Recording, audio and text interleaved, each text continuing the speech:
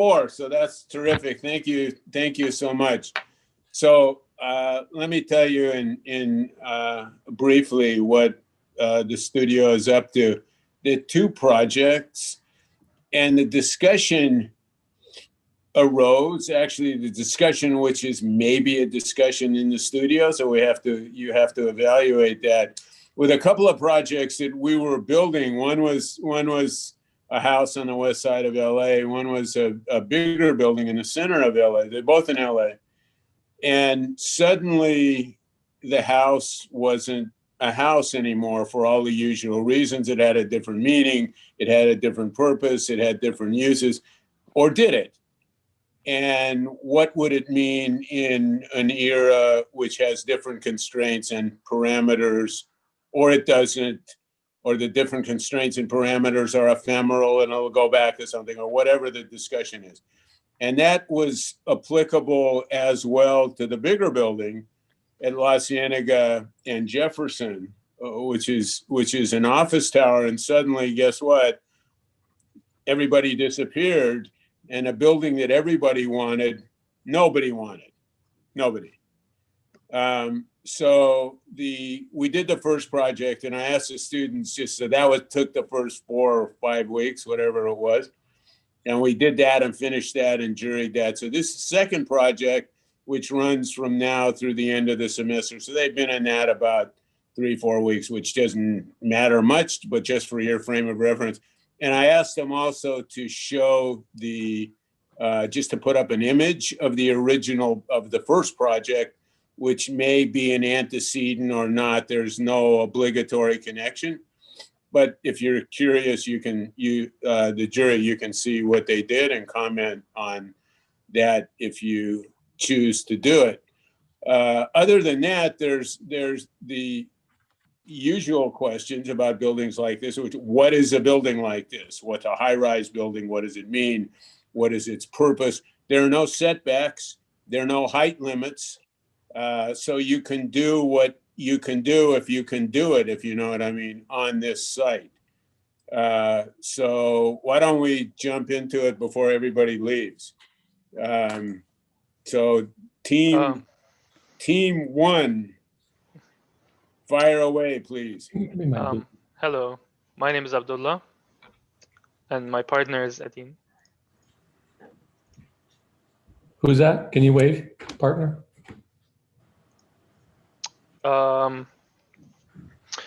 So our project, I'm going to go briefly over the site first. So the site is located in Culver City, here at the intersection of Jefferson. And here is some site pictures looking into It's LA. It's the city of LA. Yeah, the city of LA.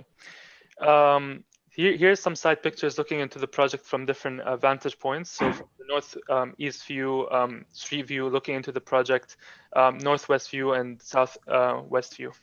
So the project has very distinct views almost from all directions. So one is the Beverly Hills Century City view that is more into the northwest side of the site. The ocean views as well.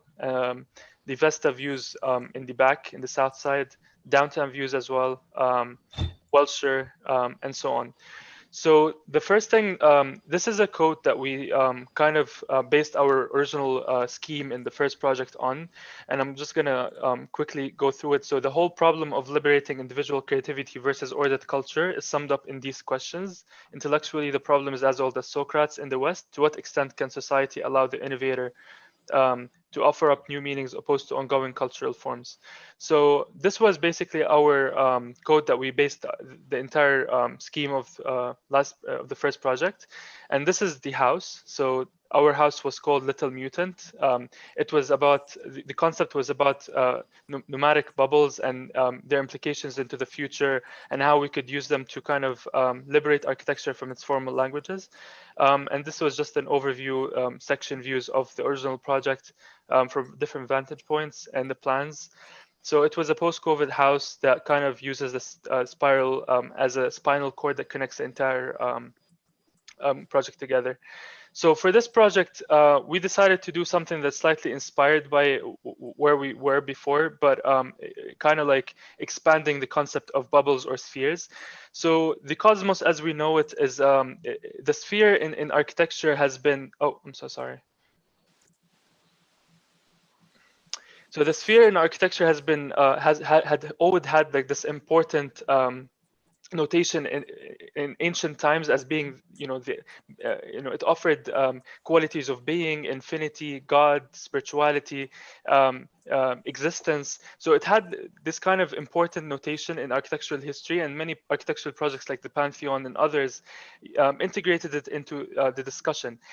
The sphere or the bubbles also have a very important place when we're speaking about science fiction or the future of architecture.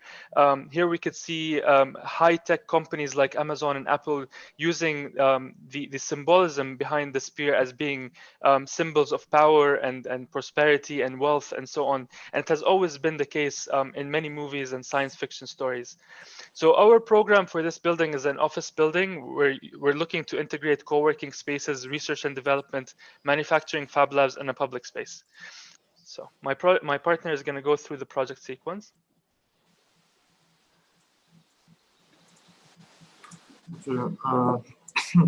So we cleared the ground to make way for this ground piece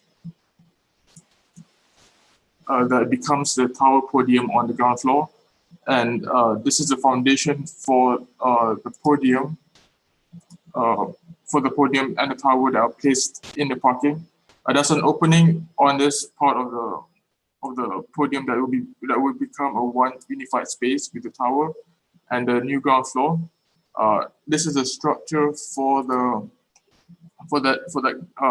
podium and the foundation. We added a ground beam.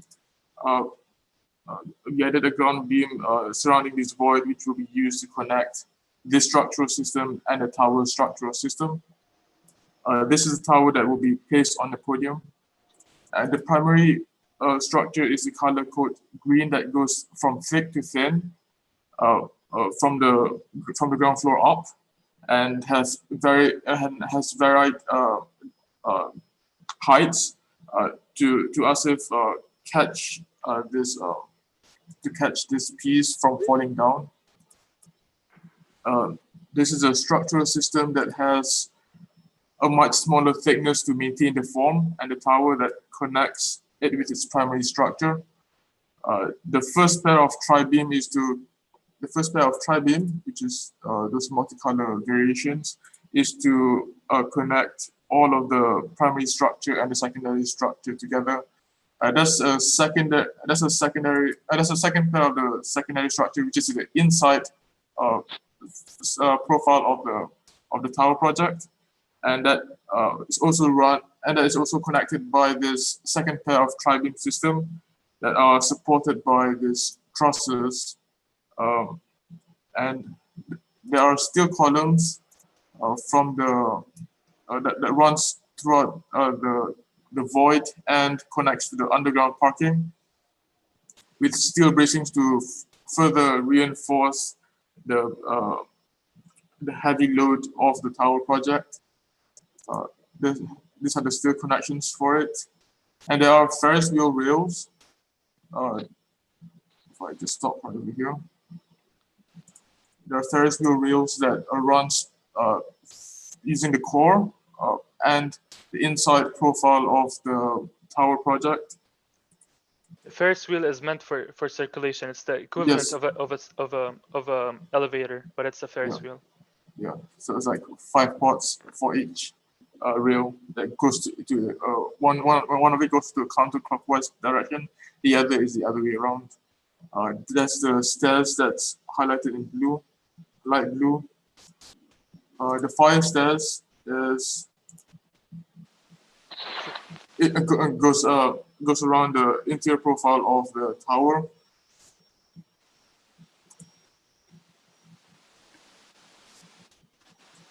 These are the ports, which are the elevators for each rail that circulate in one direction or the other. And this is important because of the post-COVID discussion. So basically, there's going to be continuous circulation around the building, and this would help individuals always be kind of in their own pod at all times. So there's always access to the pods at every level. So it's more efficient way of using elevator system circulation. This is the core enclosure for those fire stairs, and this is the complete enclosure. Going down to the conceptual form of it, starting with the parking, and to the artificial ground, which is just that.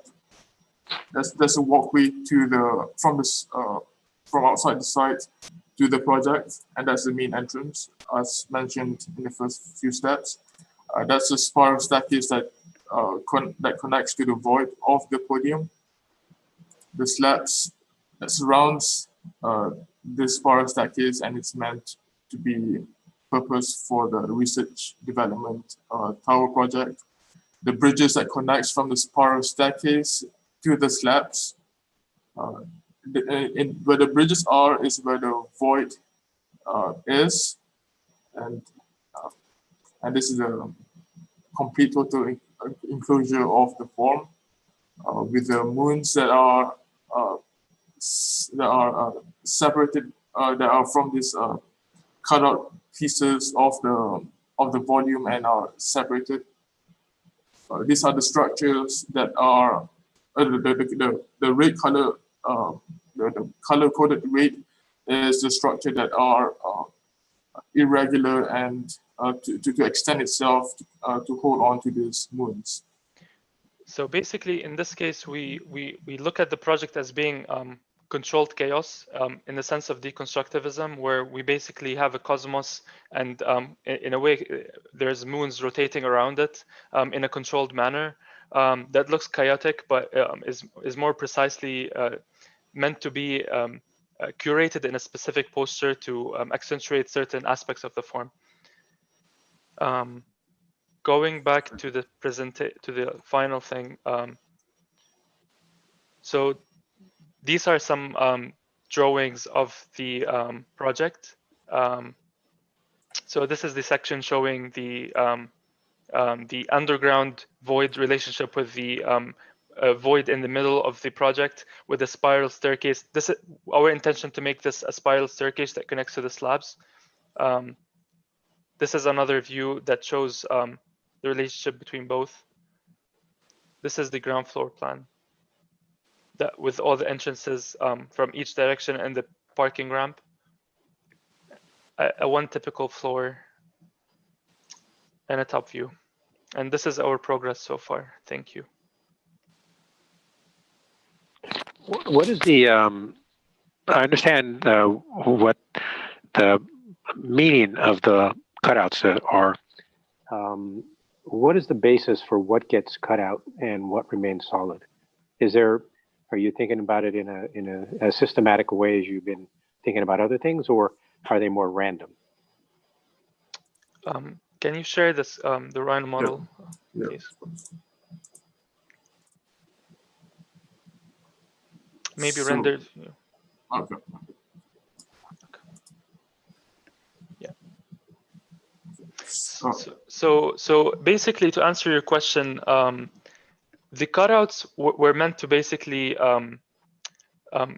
deal with some certain side views that we think are the prominent around the site, because the side views are based on the just so I clarify.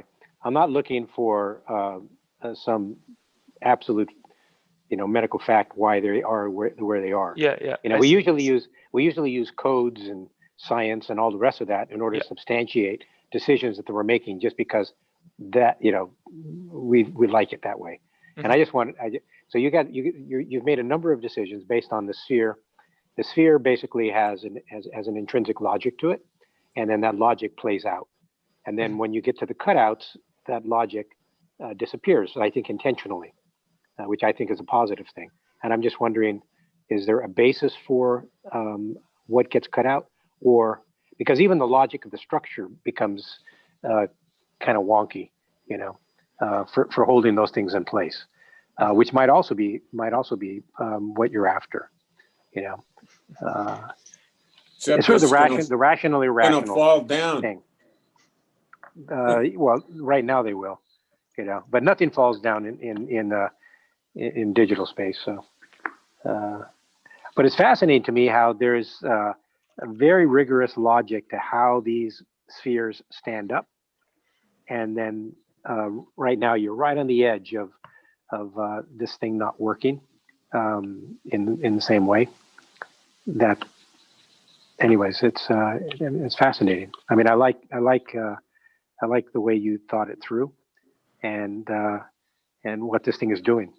Even the Ferris wheel is a totally cool idea. I'm imagining that people are going to want to stay on that Ferris wheel and not go to their office. So you might have to make those a little bit bigger. Yeah. Actually, to speak about the moons a little bit, we see them as, of course, they're basically pulped out of the original sphere, and we see them as being small galaxies or moons or planets that basically, in a way, kind of separate from the original core of the cosmos. And in a way, it's kind of held in place in a very particular formal aspect that kind of like freezes a moment, a very formal moment, like a sculpture, but still kind of remains to be within the boundaries of the gravitational pull or gravitational force of the whole,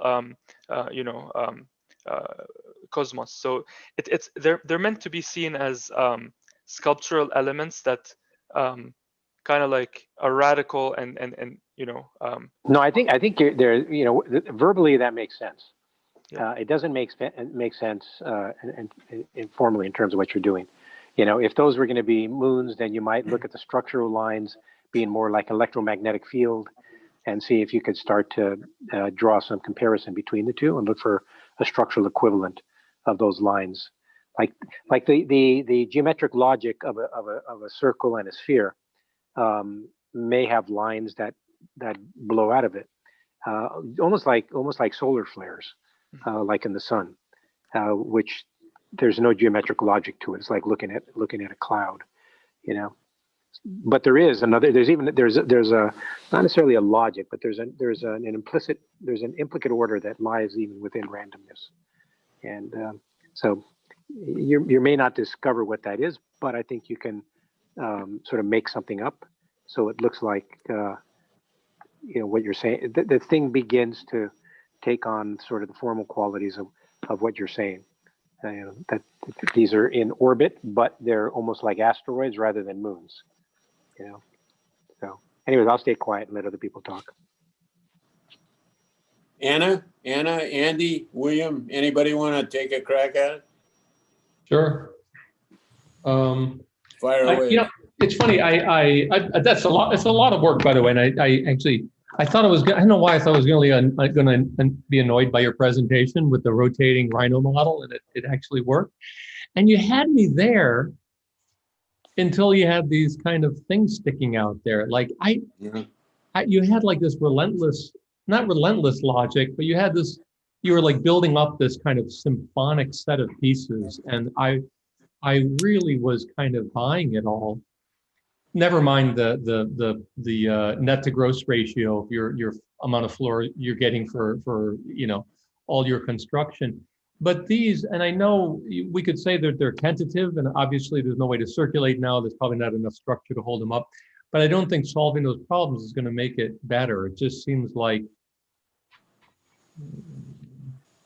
I don't know.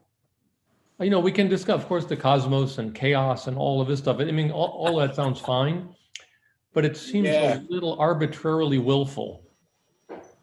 When you were kind of rocking it there, they had that Ferris wheel circulation. What are those? There's that type of elevator that never stops. Like they have them in Germany in some places.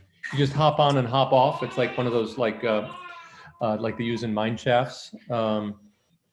It could be those, like the elevator doesn't, the Ferris wheel doesn't actually have to stop, just like the London Eye.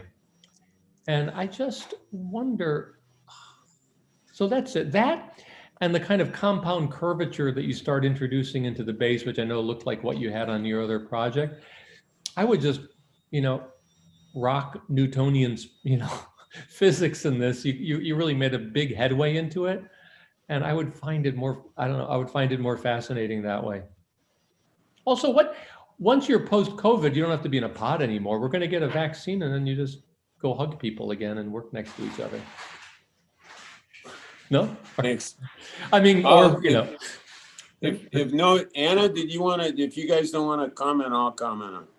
I'd like to comment briefly. I was just waiting my turn. I really appreciated the image that you showed when we saw a cutaway plan.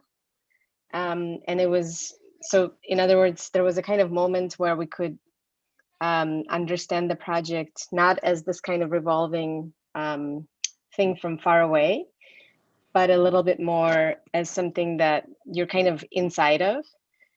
So I guess my question would be whether or not it needs to be all built as it is right now in its full kind of intensity, or if there are moments in this that are more exciting than others. And for me, that's the ground plane and the intersection of some of these more complex structural terms. So I almost feel like the project could actually be kind of cropped a little bit more carefully, because that image was really compelling. It was really quite beautiful, in fact. I don't know, we'd have to go back through the PDF, but it's basically a plan cut. I would like to add, guys, so one of the questions that in the brief, it's talking about the high rise in the age of COVID. And if you really think what that means, it's clearly the medium that we're using right now, Zoom. So formally, I think the project, it's very compelling. I like the different moves that you guys are doing. I would question why is the need to, if the big idea is the sphere, and I appreciate so much that you guys are using sphere because that's not something that you often see. But why does the parking needs to resemble, the way in which we know parking? How can you find innovative ways of creating spherical parking? You're creating a Ferris wheel for people to move around the building? Can it be some sort of carousel that, you come, you park your car and it moves around and it parks the car for you, right? So you have all this innovations that you're trying to create, and then you go back and default to the simple structure that we know as a parking.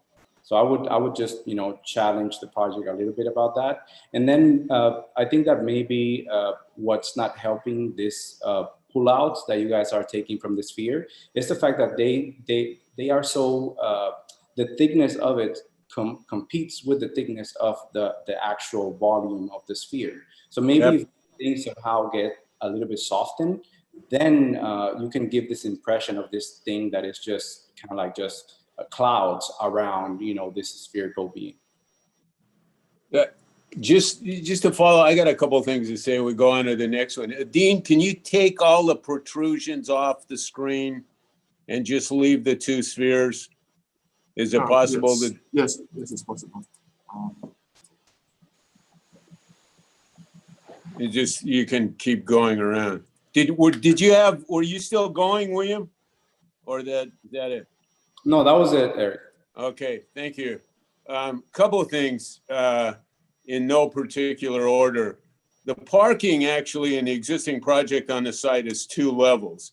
This is not a parking site, whether the age of COVID or not. There's a train, the expo line runs through here in both directions. There's a stop a few hundred feet away. And a project, at least in a city planning sense, to the extent Los Angeles belongs to any sort of substantial city planning doctrine, this is a pedestrian site. It's a working site. It's an office, a lot of digital production, and et cetera on the site. So the parking structure is enormous and way out of the scale of the project. There's more space for the parking than there is in the building. Right.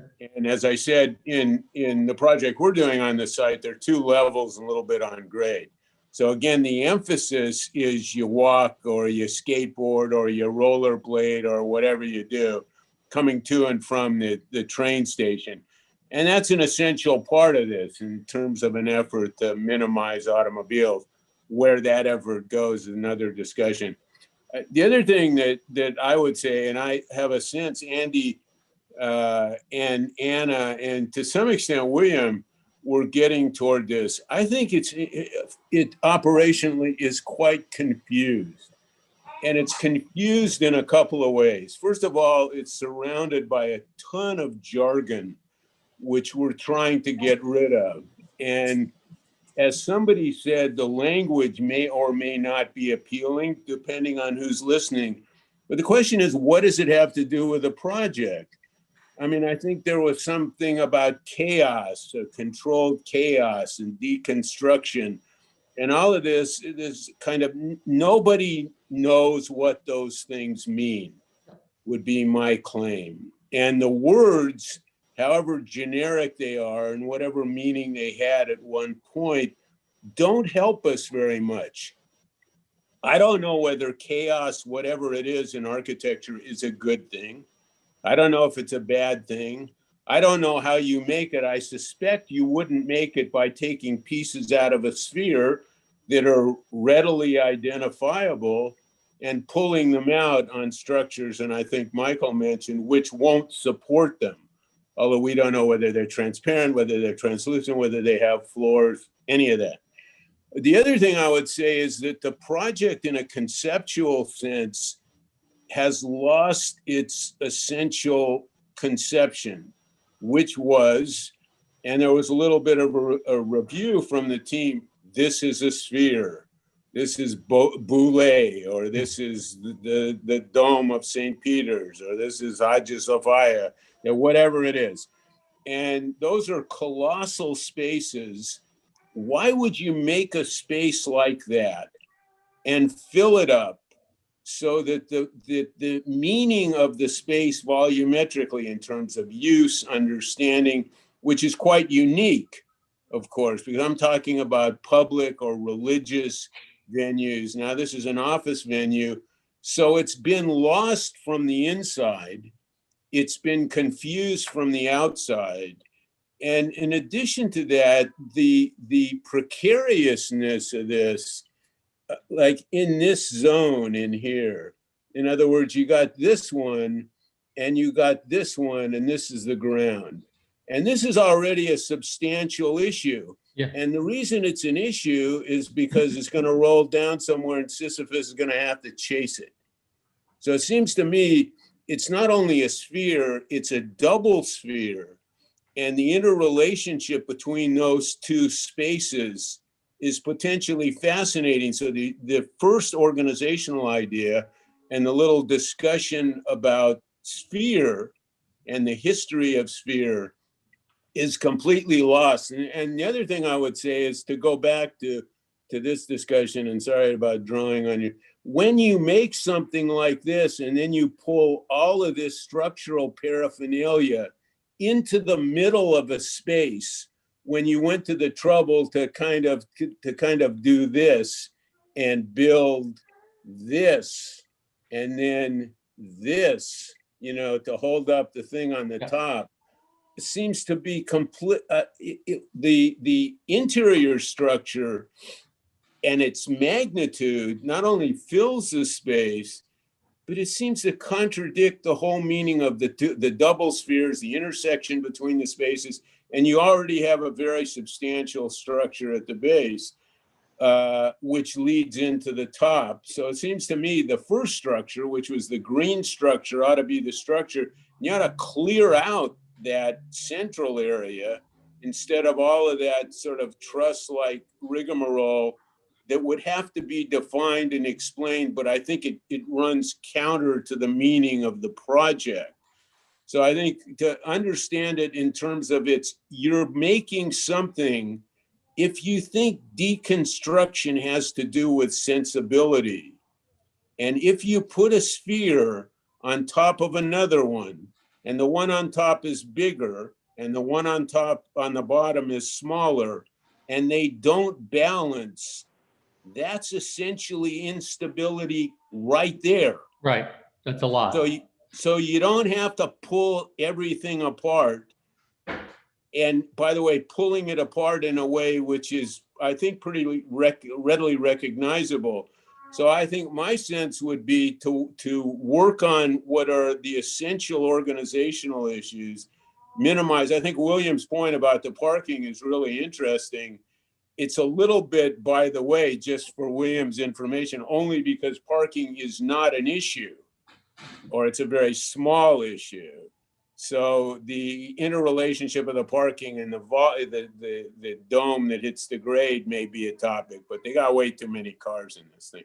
And then I think Mike said something about, are there any, there's a minimum requirement in the project of a couple 100,000 square feet. And it doesn't look to me like with all of the building that we have achieved anything like that, except in the parking area. So I think, like everybody else, I appreciate the intensity of the thing and the effort. I think it's already about something that we know and we understand and we know its limits, and I think we have to work our way past it. Yep. I think it waves its arms too much. Yep. And I don't think anybody's waving back. Anybody else? No, I agree. I think you should, don't feel like you have to, and then another, like you keep having good ideas, just save them for your next project. They don't all have to go in here. Actually, I just want to ask one last question. I know we're taking so much time, but we just don't want to just have a blunt sphere on top of a sphere, like we want to be more interesting than that. And that's why we just want to add something to make it more unique. I know, that's the part. Don't make it, it's interesting. Is what I think what Eric's saying is it's interesting. It's possible that you're mistaken. Just think about that. A bunch of people are looking at it and saying it's interesting. But it's interesting with the moons, not interesting like this. You can. Well, if what you're saying was accurate, then I guess it would refute why you're even looking at the original spheres as a precedent. Right. Those aren't interesting. Right. Exactly. Right. Why do it? The other thing is interesting is a word like controlled chaos. It's not so much whether you can say this is interesting because you say it's interesting, or because you say what you do makes it interesting. What we're saying is the fact that you claim it to be interesting or what you're doing makes it interesting doesn't necessarily make it so. What I would agree with, I think, Andy, that the idea of the continuous circulation and the movement of that, I don't know quite how it works. I don't know if you have to jump off so you don't miss your floor. I don't know how that works. It's an interesting conceptual idea, but it stops at the top, at the bottom of the top sphere. And the interior of the top sphere has some potentially interesting pieces. The structure that supports elevators, so it's okay to have an elevator in the lower sphere. It's not okay to have an elevator at the upper sphere.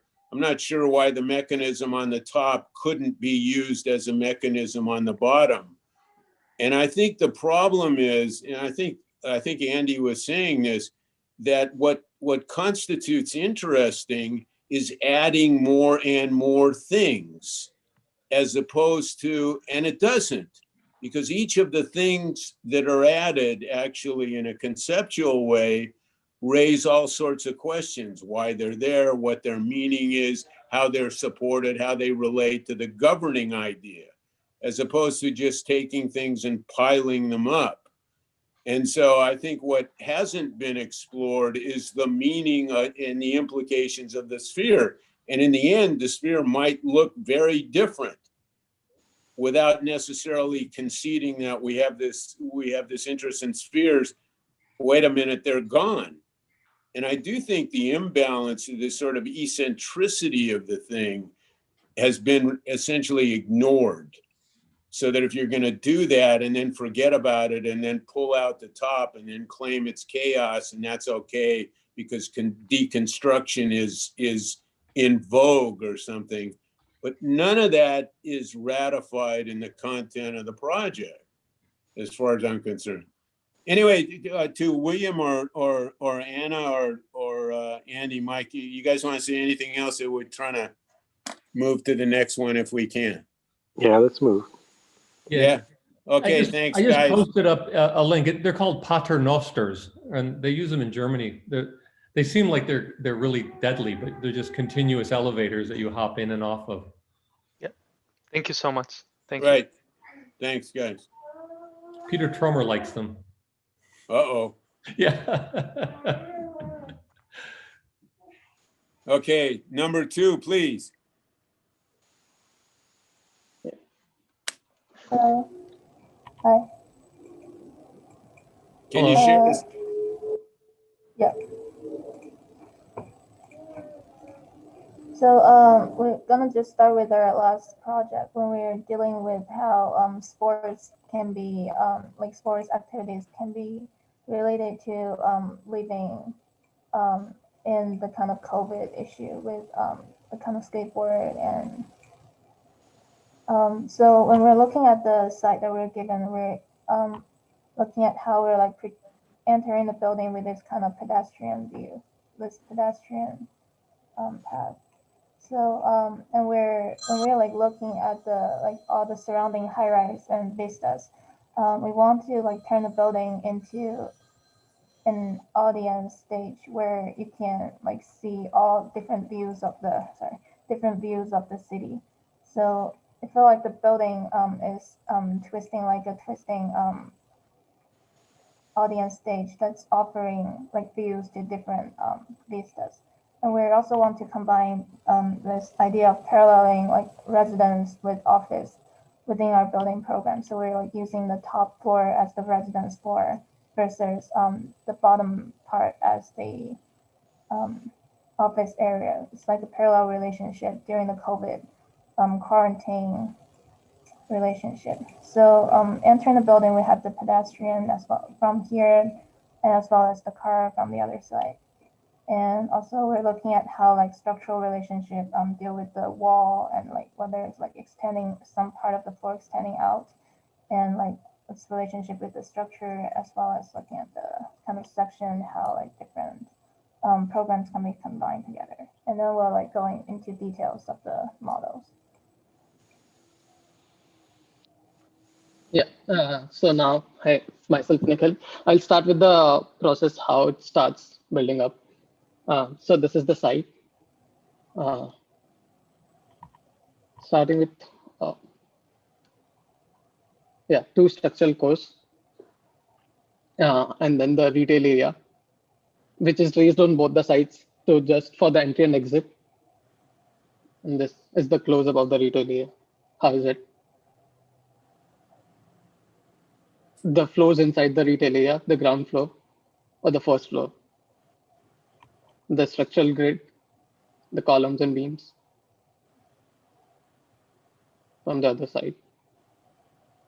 Now the structural supports for the retail area.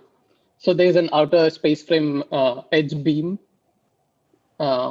supporting the structure. Sorry, from the other side. So this keeps building up the structural frame and the space frame from both the sides. Then this is the central area, so basically the central space frame has a green roof over it and an auditorium. So that's why it's a like huge space frame.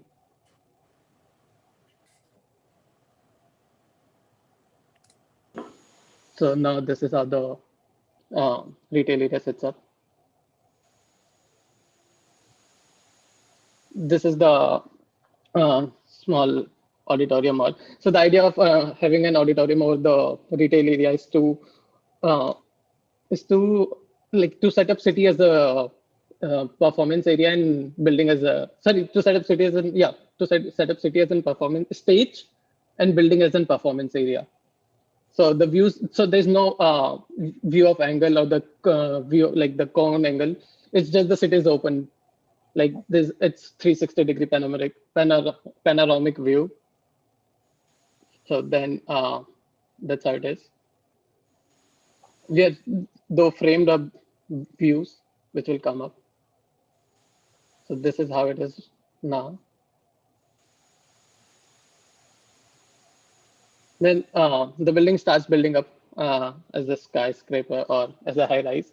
So this is one connection which goes up to an office area from the retail area on the other side. Then these two offices connect, these two are the other offices which connect from the retail area. So this is kind of a, so the idea of having like a separate mini offices in times of COVID, and also having an tower separately so that they can be used. And you can actually go to office, not stay home, I guess. So then comes up the structural grid for the connections.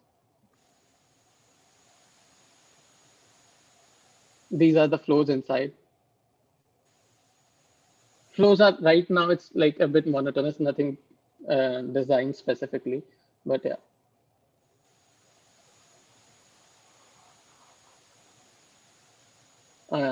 Now I'll share my Rhino file again after this.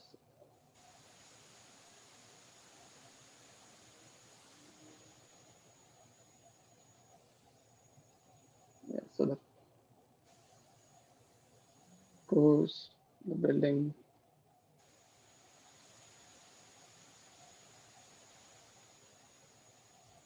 I'm sorry, it's actually not presented in a.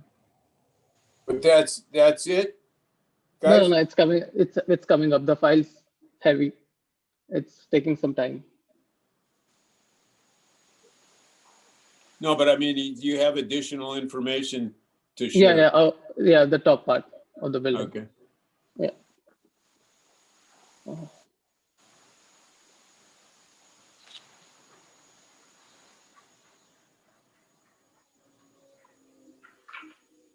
Yeah. So.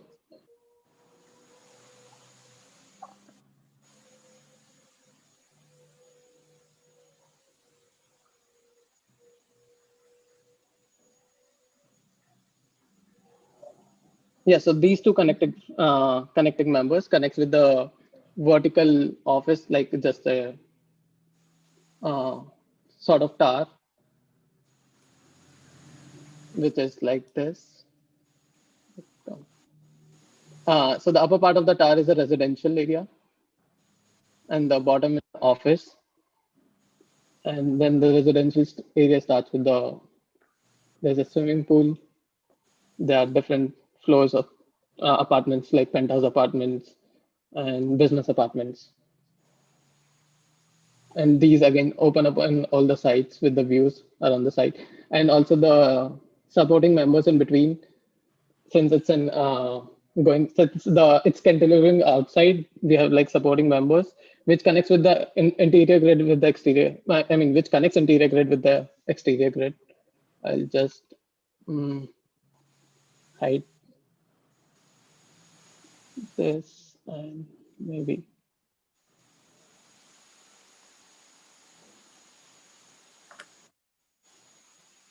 Yeah, so that's how so these are like steel plates, steel truss plates. Yeah, that's it. Okay, thank you. Yeah. Thanks, guys. Thank you.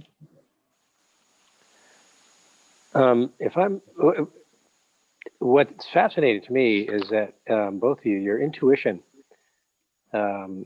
intuitively, you've created a kind of asymmetric equilibrium. I don't know about formally, but structurally. I mean, it's a composite structure, which is pretty fascinating. It looks like one thing is basically pulling away from another, but it's actually supporting something else. So it's basically, it seems like the exploration of things being simultaneously in tension and compression are pretty really interesting.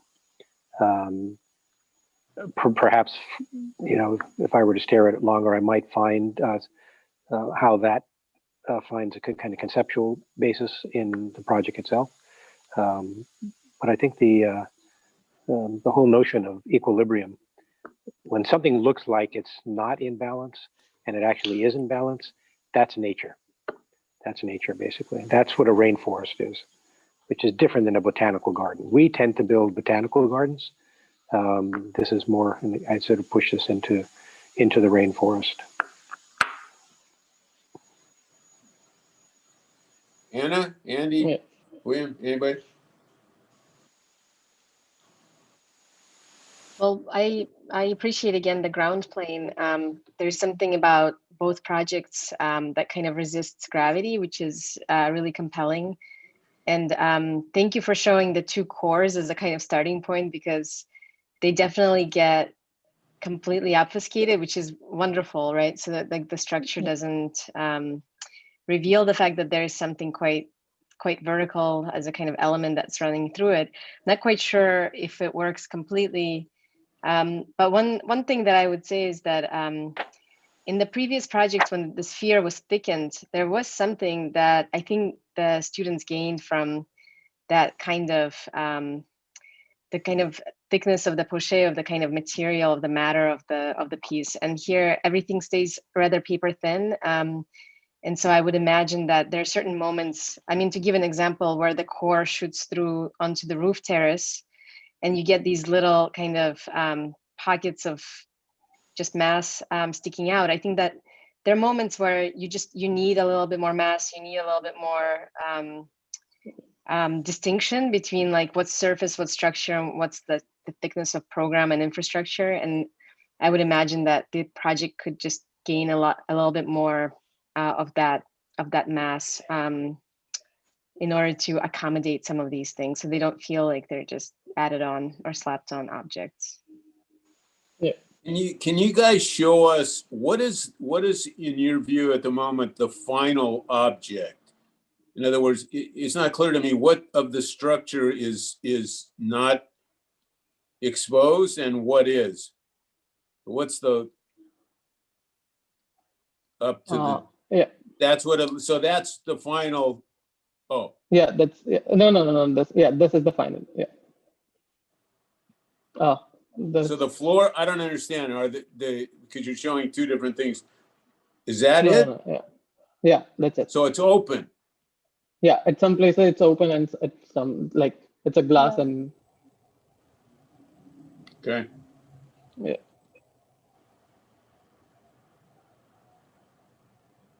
William or Andy, you guys want to comment on this one at all? Yeah, so I would say, guys, I really like the way in which you guys are taking the curve, and the curve is being deployed throughout the building. I would agree with Anna in the thickening parts comment, because like if you look at this, it's like you have like this thin floor there, right?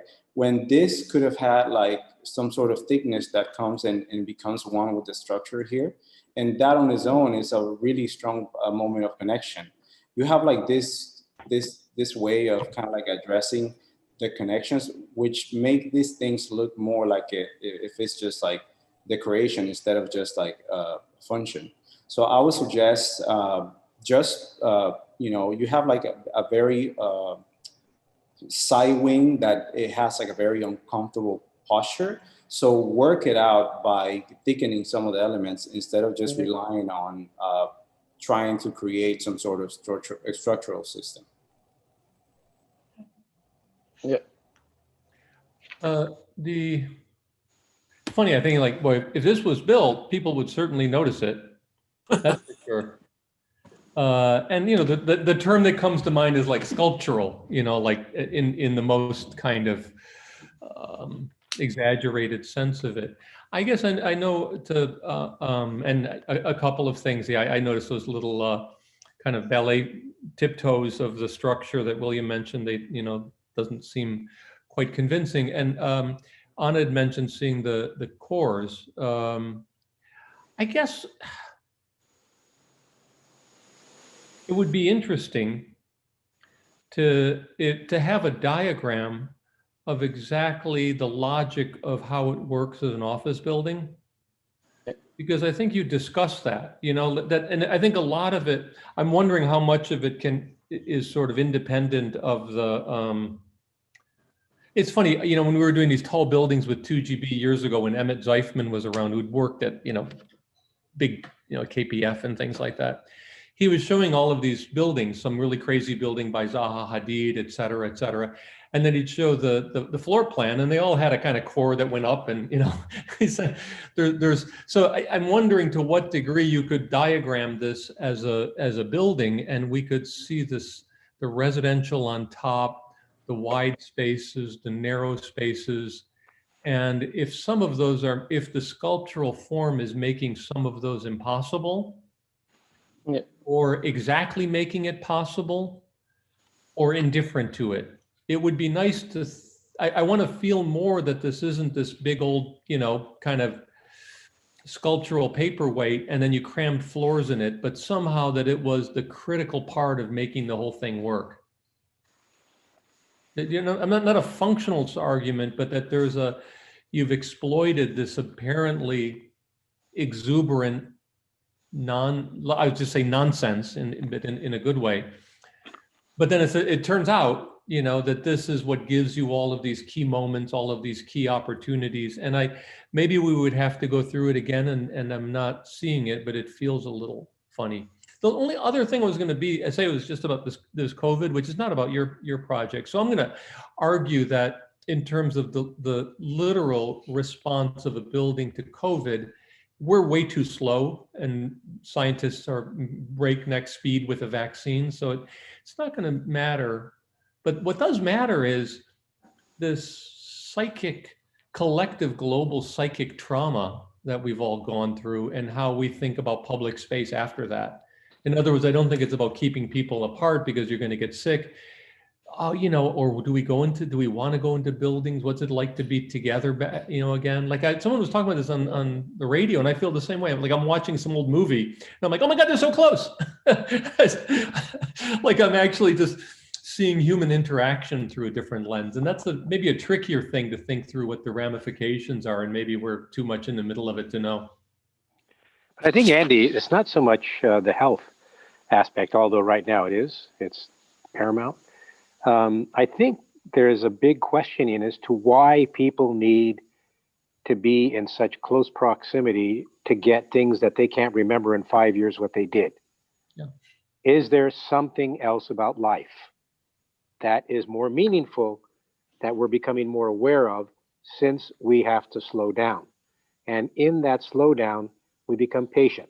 And in that patience, we begin to see things both outside and inside of our heads in ways that we never saw them before. And I think that it really doesn't make sense to pack people into a building in order to do the work of a corporation. As we I think that's Mike. I think what Andy said. Do you have something else to say? No, I'm just gonna. Yeah. Oh, go ahead.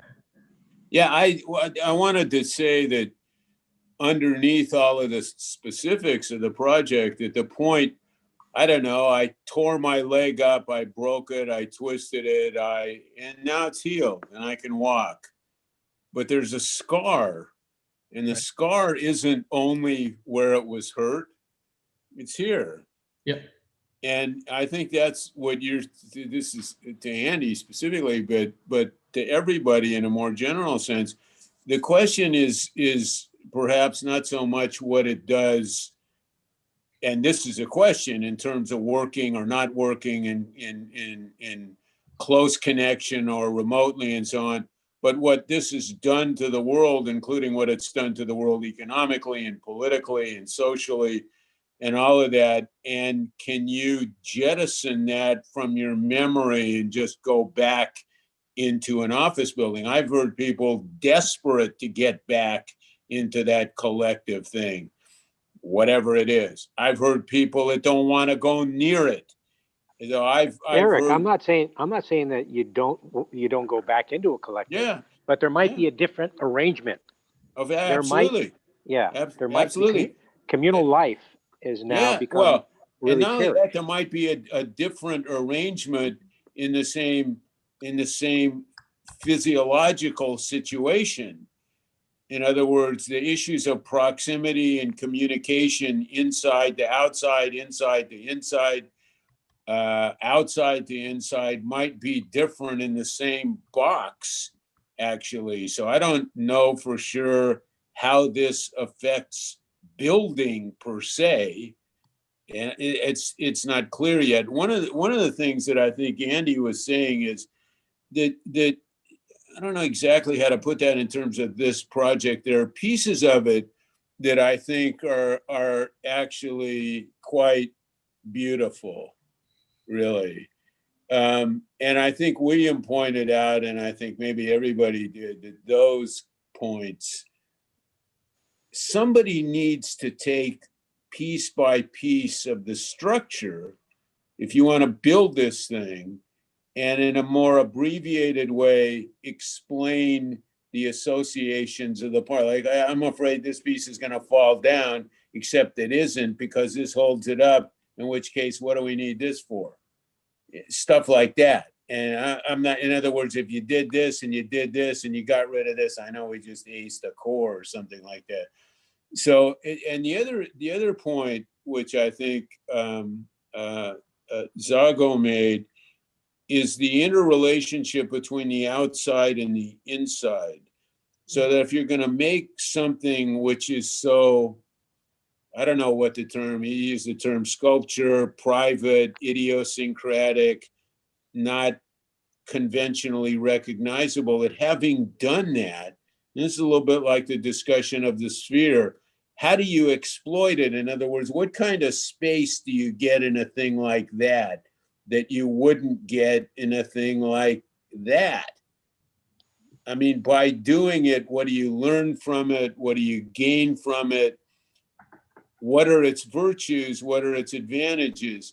And we don't really see that. So there's, I mean, somebody has to go to this thing, not only see it from the outside, but go to it, enter it, sit in it, walk in it, work in it, sing in it, or whatever you do. And the relationship between the pieces, in other words, and I think, can't remember who said it, but somebody saying you make this thing and then you draw floor lines which look like it could be Century Park East or something. And that a space, those unusual spaces seem to call for further thought and development on the interior. And I think that's not so different than my point about the first project, which I think was also potentially fascinating.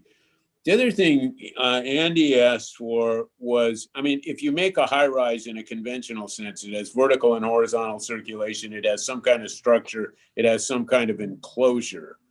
And if there's some kind of governing diagram, in other words, if I said to you, okay, see this thing here?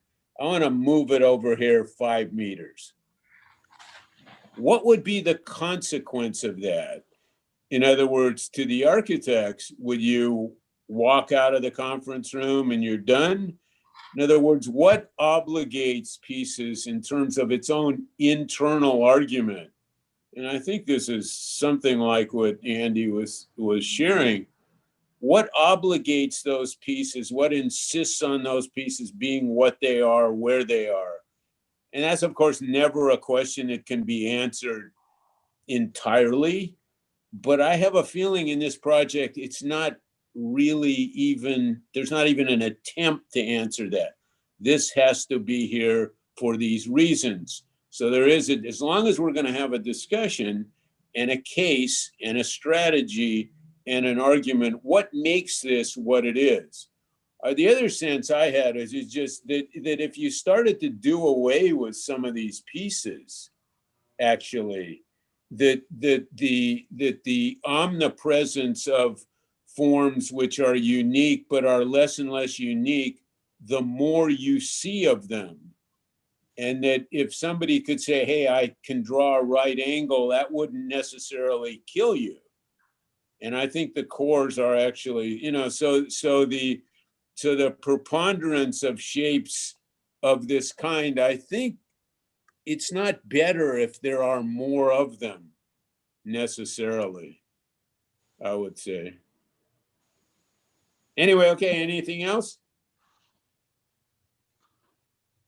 Okay, thanks Thank for you. all the effort. So number 3, please. Hi. Hi, everyone. Brooke and James here.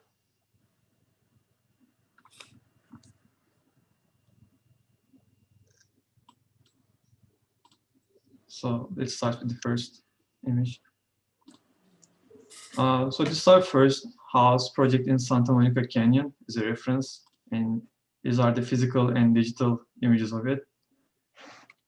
And the site is located at the crossroads of main axis of Los Angeles, and it has a big potential connecting the downtown with the beach and airport with the new Expo line and 2 main avenues. The project site is in a commercial office area, mostly technology media firms, and it is next to low-rise residential areas from the northwest and east. It has views to Beverly Hills, Hollywood Sign, downtown, Baldwin Hills, and LA River in the next image. And if you go to the next one, so this is a departing point in our concept, and our strategy is to utilize these views and integrate at different heights, becoming vistas in the lower area and panoramic views in the highest portion. And in terms of COVID has caused us to reevaluate a world that will never be quite the same, especially when it comes to how we gather in and use large public spaces like offices. Although COVID may not stay there forever, we think that's a great possibility to explore new ways. And our approach is to provide ventilation in communal areas that could be the hub of cross-contamination, and use this unconventional way of creating spaces to discover a new approach. So we'll start with our conceptual diagram with the sequence of views and show one by one how these cones are used. And there's the underground parking strategy from West Jefferson and pedestrian access from Southeast and Expo Line stations. So starting with the landscape, the first cone comes up and frames the Expo Line. Second one is West Jefferson Crossing.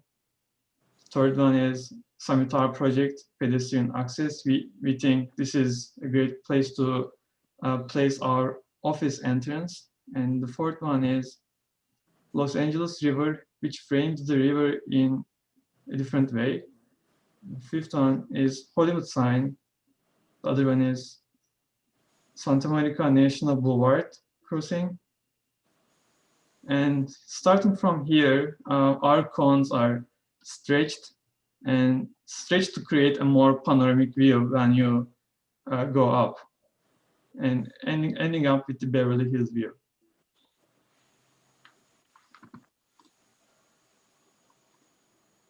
So now we'll begin with the structural and tectonic sequence. So starting from the cone massing model, what you're seeing here is a vertical column structure that's intersected with a beam system that's derived from the intersection of the cones. So the first cone structure gets slotted into these continuous loop beams. And there's a couple of layers of envelope defining views and provide new ways of openings for each of them. So, and this second cone is a secondary cone. So the first one here we're seeing is a primary structural element that cantilevers out over the road. The second one here is basically being supported on top of that cone. So it doesn't necessarily penetrate all the way through. So it stops at the intersection of the primary cone.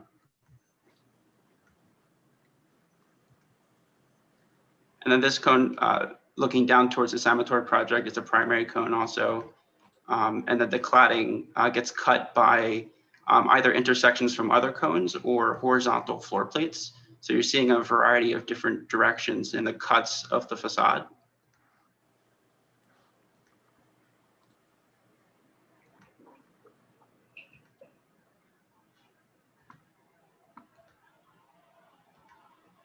And again, upwards towards the top of the building, these cones are kind of squished vertically. So you do get more horizontal panoramic views as you ascend up the building. And then this is a site plan view looking down. In terms of circulation concept, we are using these ventilated circulation tubes that are attached directly to the main structure frames of the cones.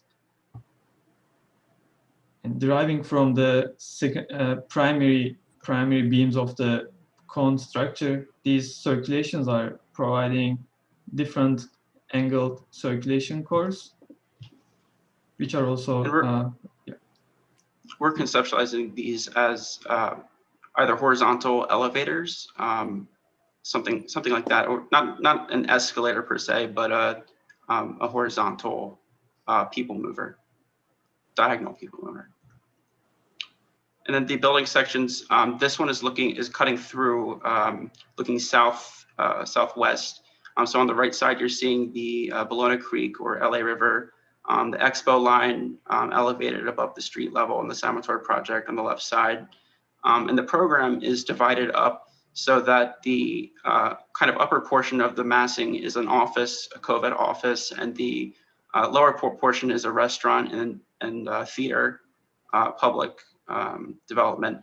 And the bottom is a public park, so that the plinth that's elevated above the street level is the park, and underneath that is the parking component. And this is another section looking the opposite direction. And then we're looking for opportunities where, in both of these cases, where the program can kind of cross over.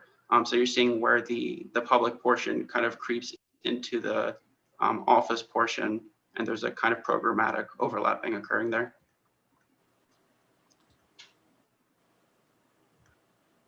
So we got a couple of floor strategies to provide these views and get the most out of them. For instance, here, U-shaped views are provided by getting these cones and cutting them through the floors and get the most out of these views every time. And in the first floor, these three U-shaped areas are theaters. And also circulation between each floor, each cone are intersecting, and somehow every time it is related.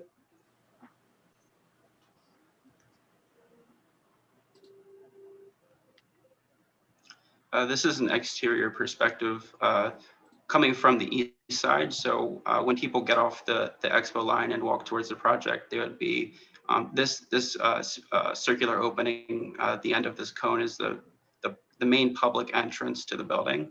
And then to the left side of this image is where the main office entrance would be. So there's a kind of meeting point here on the ground where the office and the public spaces converge in a public plaza that is accessed from the expo line. And this is a view looking towards the expo line in the distance. So you're seeing the cut of the floor kind of relating to the conical volume, internal void volume, and then the intersection of the various structure, primary and secondary structures through. And then this is a view looking down towards the plaza of the Salvatore project. And you know, we're still kind of conceptualizing how this is going to work in terms of functionality, but this is one of the kind of effects that we're looking for in its viewpoint. And this is a look looking upwards from the intersection of Jefferson Crossing. So this is from the elevated park at the intersection. And again, you're seeing the intersection of the structure, very large steel structure that holds up these cones. And this is an intersection point, another internal void space. And this is looking towards the west. This would be looking at the at Santa Monica.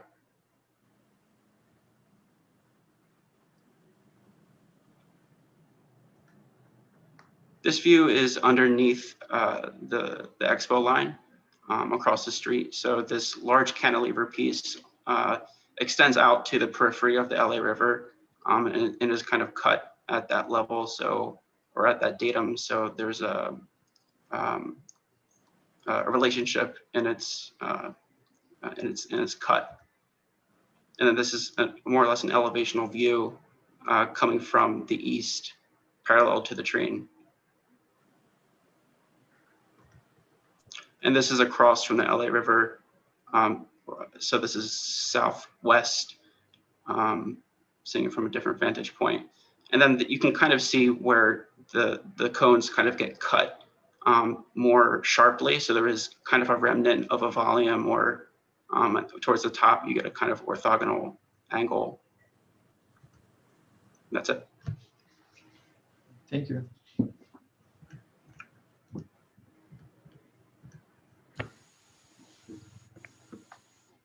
I'm sure others will comment more about the overall effect of this. It's pretty impressive. I have a comment that's rather small. One which deals a little bit more with the kind of skin to form to structure relationship, which right now feels very tight, like very much one-to-one.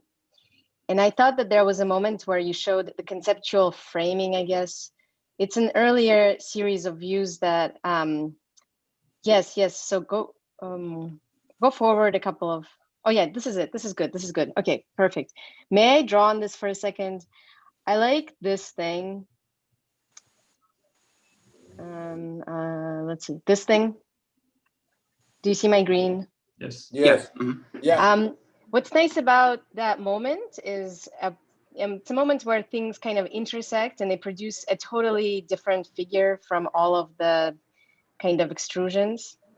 And I was thinking about it in relationship to your envelope, that if you were to think about those intersections, but then just kind of like allow them to be 120% bigger than they are when they're within the structure. In other words, it's almost like your building had a little bit of a vest on or a coat on to give a bit of a sense of a skin that delaminates from the one-to-one relationship to the projected kind of geometric, whatever these things are, like cannons. It might give you a little bit more breathing room in the project itself. So it's, in other words, it's like right now you've basically followed,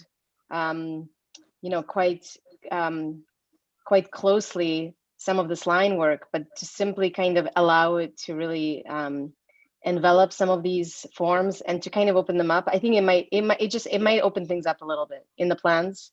Could I comment on? I think that's super helpful and a really constructive suggestion. I don't have a good way to show it, but like you can see my arm, that's one.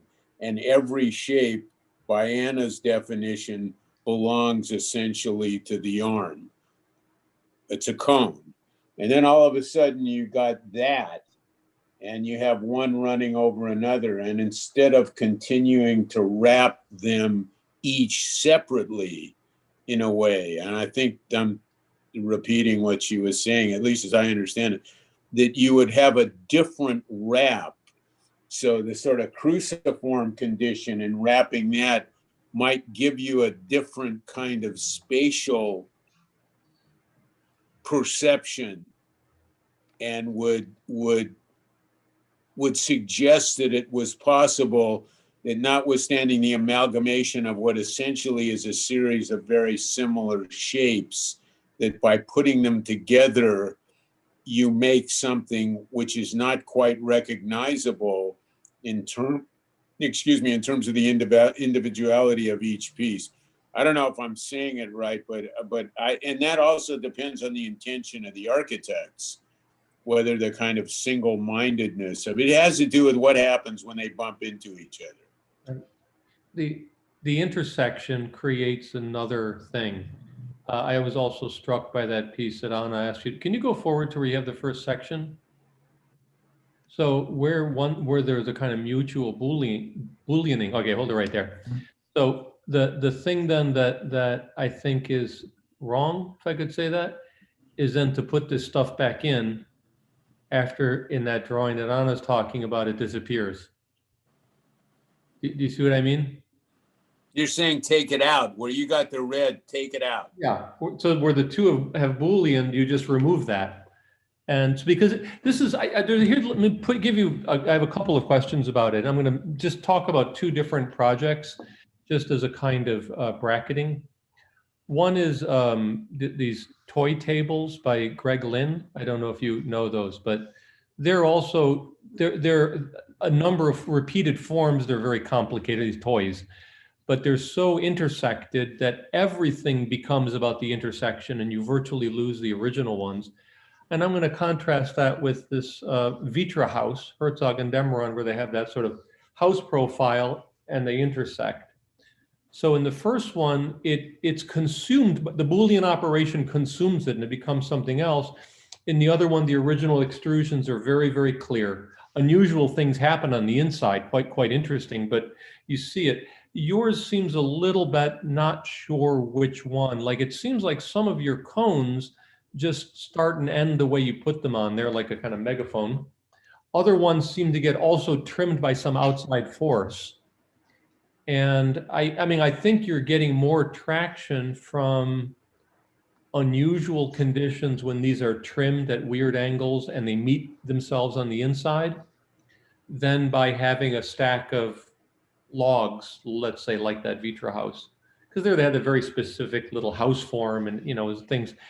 So when I look at the outside, like I'm wondering what cuts these and why it is some of them don't cut. And I think cantilevering off way over the site to the LA River, especially when it doesn't connect anything, it's simply improbable and doesn't add to this dynamic of it being either a cut or an extension. It seems to just be an exception.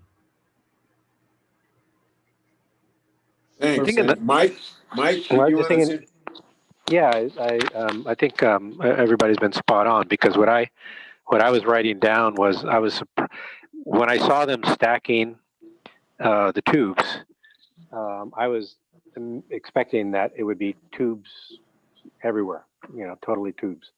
And then when I saw the first floor plan and then the section which has the floors going all the way across, which I think is always an uninteresting thing to do, because you can never read the inside and the out. You can't experience the inside as you're experiencing the outside. But in any case, I think on the outside there's discrete forms, and then on the inside it begins to, and I think this is what Anna and Andy are getting at.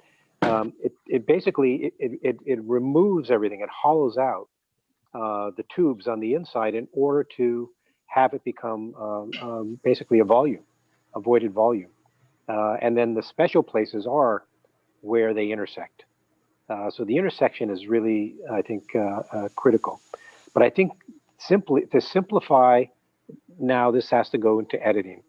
I think this particular image is getting back to Abdullah's, I wanted to make it more interesting. There's too many moves. The interesting thing about this is basically the formal operation. You got the stacking of the tubes, they intersect. All of a sudden, there's the Boolean thing happening. You begin to clear out the volumes, and then you figure out how to inhabit it. You're going to have to put where you're clearing out the structure. I think there's way too much structure in it, anyways. But I think you need to basically treat the inside volumetrically, the outside as a series of discrete forms that are passing by each other, and then just let it. The longer you stare at it, one of the most difficult things to do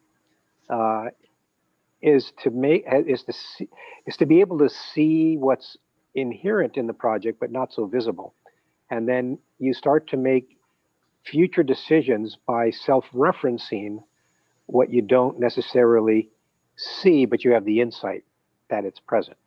So I think I think you need to go back into an editing phase.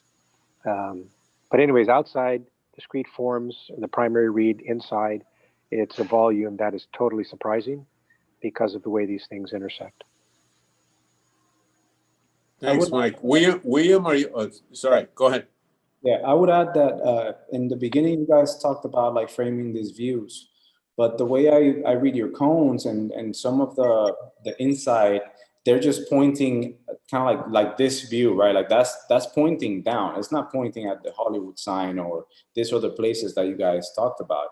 So I would say the way that I see the cones that you guys are creating, it's like if you're looking at the other side of binoculars, right? So you don't look from the you know big side. You look from the smaller side. So I wonder if the logic behind what you're trying to create, it has to be reversed, where the small part of the cone, that's always what's pointing down, and then the larger part is always protruding out.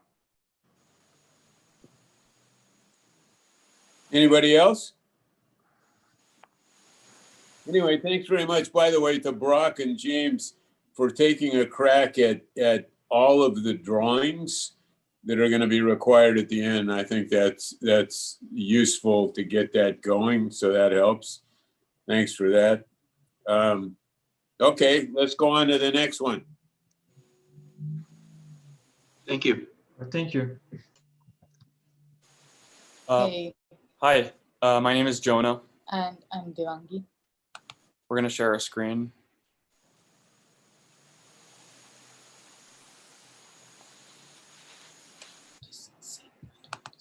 Sorry. So we're going to start with how our concept for the house was. So our house was a COVID house where different blocks are connected together by an atrium or a connector that was made totally transparent through glass.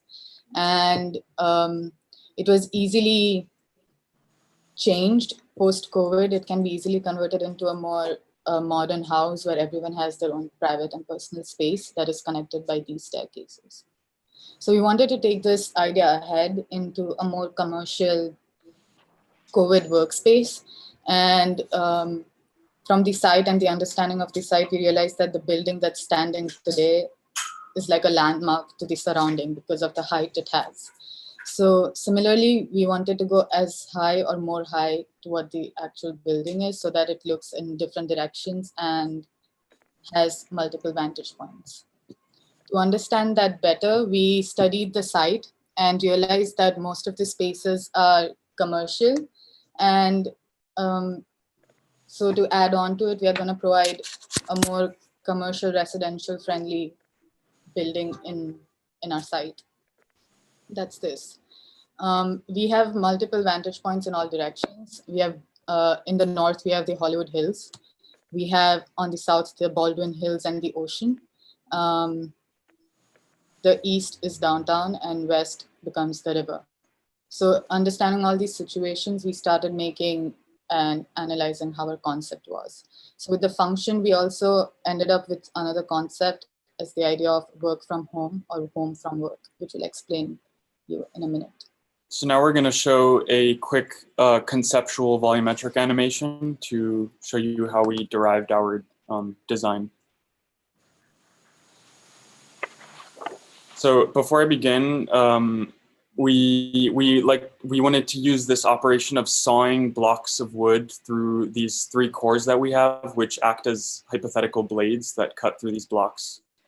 And so these three slanted cores, they're each leaning towards a landmark in the site, and one block after the other, they're sliding into the cores and are sliced in the direction of where they're oriented. And so the first block is oriented towards the river, the second towards the hills, the third towards downtown, and the fourth one is towards the ocean. And so our next step is the kind of volume that's generated between these cores is subtracted from the four blocks. And we kind of took the idea of three vertical cores and flipped them horizontally to create horizontal connectors and bridge connections in between these. And so the top two blocks are once again sliced and sawed from the top to the bottom with these bridges. And so this operation of sawing was kind of a generative tool for us to subdivide our massing into several units and blocks that again act in the are utilized in the sense of like COVID and social distancing. So now we're going to go back to our PDF.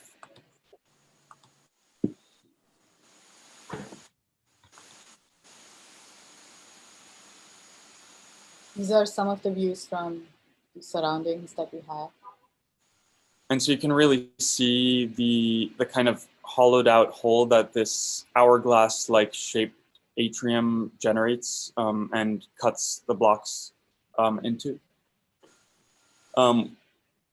And we like to show you kind of how structurally this might work. So our three cores are tied with these rings, and these rings are given by the horizontal members of this trussed hourglass volume. And so once connected, the three cores are reinforced with diagonal truss members. And then this horizontal three-way bridge kind of wraps around the volume, and that's what step 6 is here on the bottom. And then these step 7 would be these horizontal the structural members that support the slabs of the blocks, which are again tied to this hourglass structure. The hourglass structure goes down and creates the entrance to the site. So it goes underground by these staircases that leads you to the lobby space for the entrance to the core through a vomitorium. So that would be underground. Yeah, it can be more understood here where the most pedestrian access would be from the metro and the expo line. So that's the red line. So that becomes a public park over the parking plaza. And most of the cars or the traffic come from this junction. Therefore, the parking entrance becomes there and goes down under there. There's no entrance on the ground floor. So whoever wants to go has to go down to the underground through the staircase and then go up. There will be slopes for everything. So the concept of work from home and home from work. So there are 4 blocks. 4 blocks are divided according to the functions we have. And it gets private the higher you go, and the higher you go, the more divided the function and the more divided the volume becomes. So this would be the first block. We haven't, we're kind of labeling it as an office space that is completely a workspace for the tenants of this building. And then the block above that becomes an office space that is partially a home space. So it's a work as home. And this is another section in that same block. And you can really see how the saws are coming into play with subdividing the spaces. And the block above that would be more of a home space with partial workspaces in it. Now it starts getting divided more because it starts getting more private in their own function. And finally, the top block would be completely homes, apartment units. So there's kind of a spectrum, a vertical spectrum, which can be seen better in the section. So the first block is office, second, office with partial home spaces. Third block is apartments with partial office spaces, and the top block would be apartments.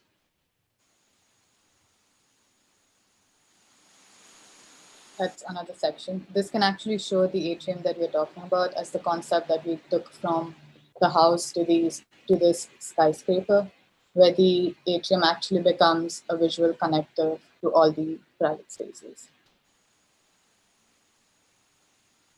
These are some elevation shots. The facade is still in progress, but this is a volumetric kind of idea of the slicing. And finally, we'd like to conclude with what it's like in the ground floor hole to look up into this atrium and kind of experience that open space that kind of connects everything together, but also separates it. Thank you.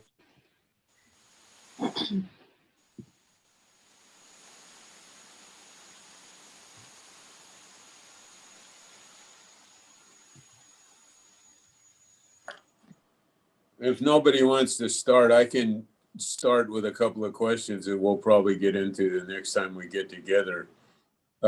One question is why the block, the size of the block, the dimensions of the block? What's the origin of that? Which is not to say it works or it doesn't, only to say what would happen were they different. And then I think we've talked about this a little bit. Whatever that mechanism for sliding it in or cutting it, is it different if it's slid from different directions? Are all of the blocks slid from the same direction? And when you slide it, how do you know where to stop it? Which is another way of saying, what's the perimeter of the object? In other words, it behaves in a certain way. Let's say it's irregular when the block stops vis-a-vis the property line. What would happen if all of those pieces ran to the property line? And the other one has to do with blocks singly and blocks overlapping. How do you do that? And then when I say overlapping, I mean one over the other, so that you make a shape. There's really no differentiation in the section. In other words, when you say a certain block is a certain thing in plan, but that plan varies in section, but the use doesn't vary, or the strategy doesn't vary. So at a certain height, it's the block as it was. And at an extended height, it's one block over another block. So the space changes. And the question is, what does that mean? The volumes increase as it goes up. So the more the public, the smaller the block. And the overlapping is still work in progress, but we are thinking on it too. So we talked about how we wanted, we have these four kind of programmatic functions. And so they are distinct in the four different blocks we decided to slice. And so the overlapping becomes like a mixture of those two in the spectrum between home and work. And that is still something we are working on. But I mean, all I'm saying is that, for instance, in that zone, that this use is this use to this height. You haven't explained to us how you're going to deal with the floor or what the slot actually means. I was just asking, should everything come out to this? How do you determine where this is? Is it because every block, what are the rules? Yeah. And it doesn't mean you have to make a list or you're fired or something, but it would be interesting to know how you discipline it. Because if you explain that, then there would be ways of critiquing it and adjusting it. And there's, as I said, there's that. Like, what's the meaning of that? Do you go there? I mean, it's a little bit like the discussion with the guys with the cones. So you have a cone, and you have a cone, and what actually happens in there, in that area? So what happens to that? What does it mean to tip the floor? And then why does this only occur once? I mean, in other words, does that mean that this zone in here has a very particular meaning related to that circulation? So I think that's something you could elaborate on. It's not so much that there is a way to answer the question and you get it right or wrong, but those are conceptual subjects, which I think we have to deal with.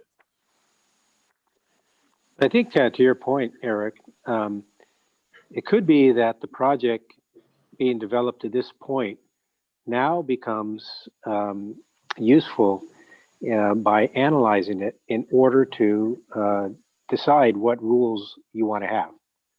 And then it might even start over. Like it might be, instead of falling back on program might be that the size, there's a minimum size, there's a minimum figure proportion, and there's types of figure that just about anything is going to work.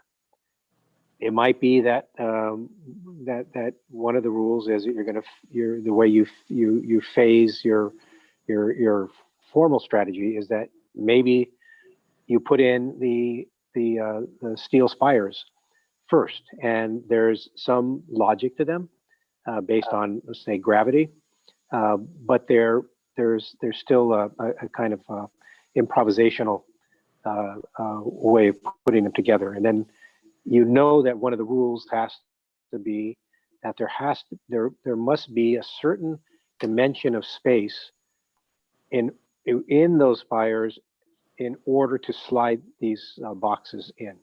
And then maybe the boxes begin to configure themselves not based on what you do a priori, but by being able to fit in there. One of the rules could be there has to be a certain number of voids that are used for certain types of activities, you know. And you don't have to necessarily give very sort of precise specifics to what the rules are, but the rules are basically guiding you through the process. Yeah, I would add also when you were showing your animation that you have the structure and then the box comes through it like that, right? The way that you're showing it is just like if the box comes through it and then the space here is equal to the space on that side.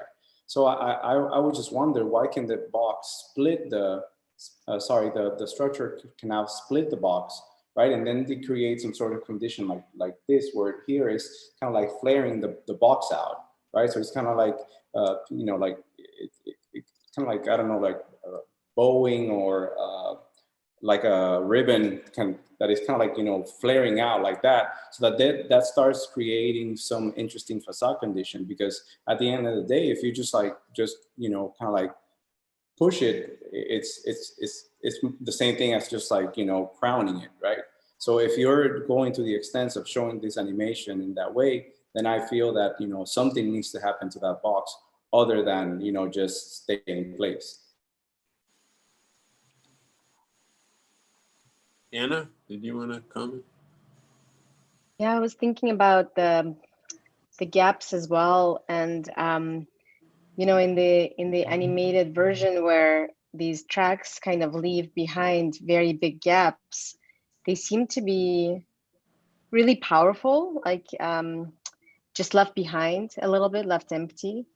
And it seems like when the structure comes in, it all gets kind of filled up. I'm not sure how the gaps between, do you know what I mean? Like the very small slices of space, the awkward things between each of it's almost like a bunch of buildings that are stacked. And I wish that those could be programmed in some way, or like left alone, but basically that they could be inhabitable in some way, because they're really nice actually, but they're kind of at a small scale. It's much smaller scale than let's say like the huge atrium in the middle.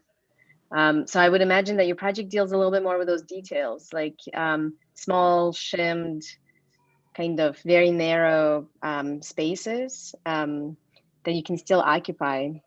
There's something really comforting actually about that. It's not as like, to me, like the bombastic part of it is a little bit, it's fine. It's just it's maybe something that you guys like, but no, I mean it's those small moments that are actually quite nice. It is also a little bit, those horizontal ones are like, it's like this little robot who's squat and his arms are flailing around. Go down one more, where you have an exterior view, I think, or is it above it maybe? All right. Oh, those, yeah. Help.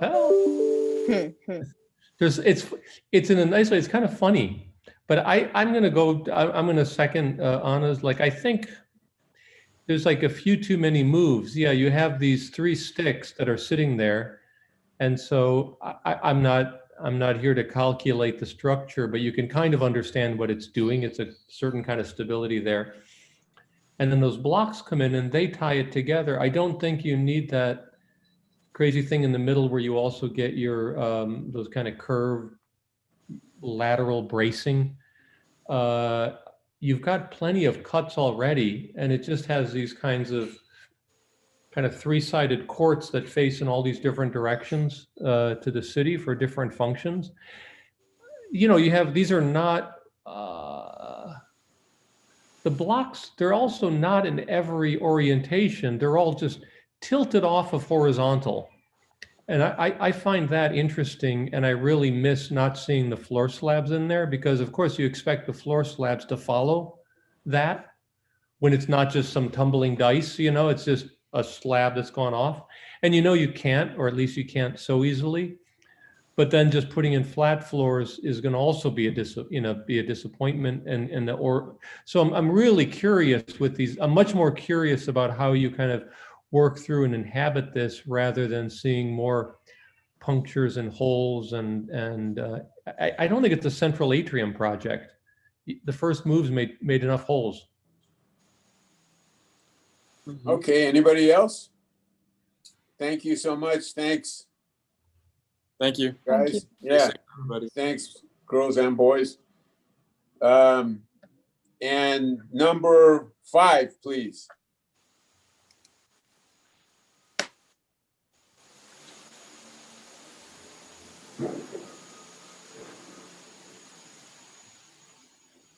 Are you guys protecting your identity because you're informants for the FBI? Yeah, these guys are dangerous. Hello, I'm Dylan. Hi, my name is Kareem Kayati. This is a house project we did last time. And we are...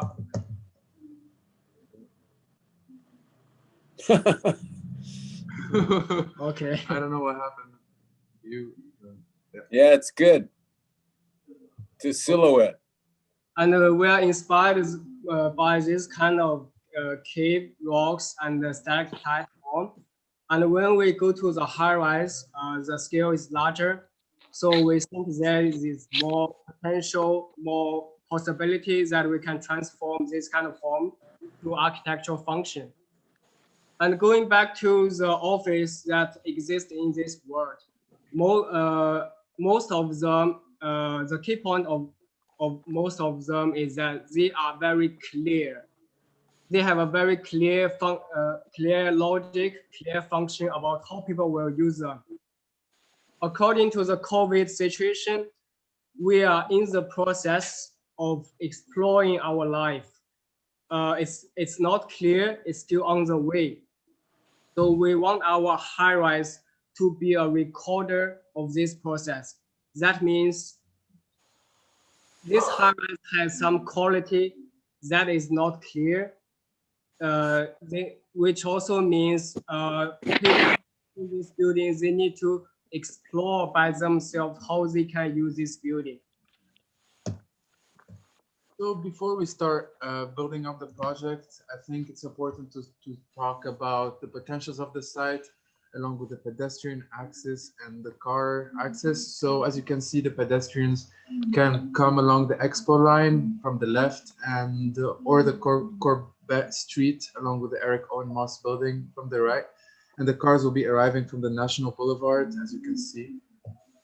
So the project starts as a buildup of a box that we then subtracted a sphere from it and a box in order to create a gesture that would invite people into the project from these accesses. So we really wanted this red void to be a welcoming space for the people to enter in the building. And what we did is that we carved out portions, spheres from the facade. And what we added was additional volumes in order to create an in-between space that is unusual in order to create some gray areas and spaces for people to explore. And we also created an entrance area for the parking, in which you can see now with the purple arrow.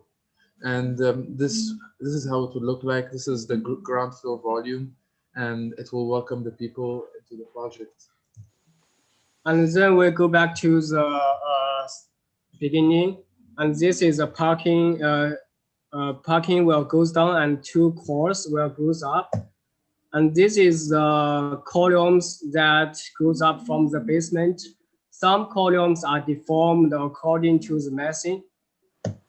And these are the beams. And this is that form we talked about before. We also add the steps that people have more access to this building. They will have more flexibility about how they can experience this building. And now we build the intersurface between, inside this space, this intersurface will divide it into two parts. And the openings are according to the different conditions. So right now we're going to be talking about how we could use this space that we just talked about now. So we have three main axes. So the first axis is going to be in the, it's going to be an exhibition area in which you go up and be like guided through these curved walls and then pass through this glass bridge that is linking these two exhibition spaces that are separated with a void. And the second option is going to be to take the stairs from the landscape and reach to the central void, in which later can be a guide to other areas of exploration. We can go down the stairs between the two cores, as we can see there. So what we will have is 4 elevators and 2 egress staircases. And as the clipping plane goes down, sorry, the floor plan goes down, this is the circulation. So people will go down in the project and explore more of the spaces that are underground, as well as link back up to the exhibition spaces that are happening above. So it would be more like a fluid circulation space. So what we wanted to focus on here is that the 2 exhibition spaces are separated with this bridge, and this is how it looks like as an eye level, and this is how it looks like from below, and this is it from another perspective, and this is how it looks like basically. This is the 3rd floor axis. So the visitors will take the stairs and go in this central atrium and take the spiral staircase to go up to the 3rd floor, which is this one, and it will also have a bridge that will look like this, basically from the inside, to create an experiential space. Now we go to the top part. In this section, we will talk 3 office volume. The first is we have a mag truss that is connected to the course. They share a common line. And then we have 2 horizontal trusses that connect them. These are the circulations that service for 2 cores. So under the bottom, the first is this structure comes out, and they will connect to this roof truss. Here is a roof we built that people can have access. We also build the specific circulations about how people use it. You can see we have some stairs, but not all the stairs are covered the whole roof. We want people to have some experience working on the slope surface, but not just the flat surface.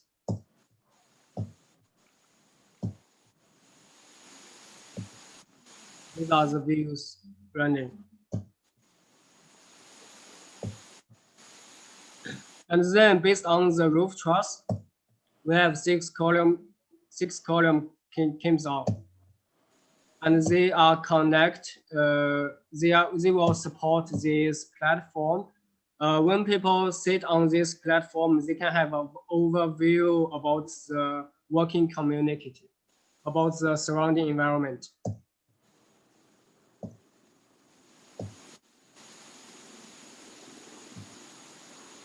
And then we also, here is another structure. We have many structures. This is the first volume, the first office volume. Yeah, this is the first volume of the office. And here the I-beam comes out. And these are truss connect to the point of that I-beam. This is the elevation, how it looks like.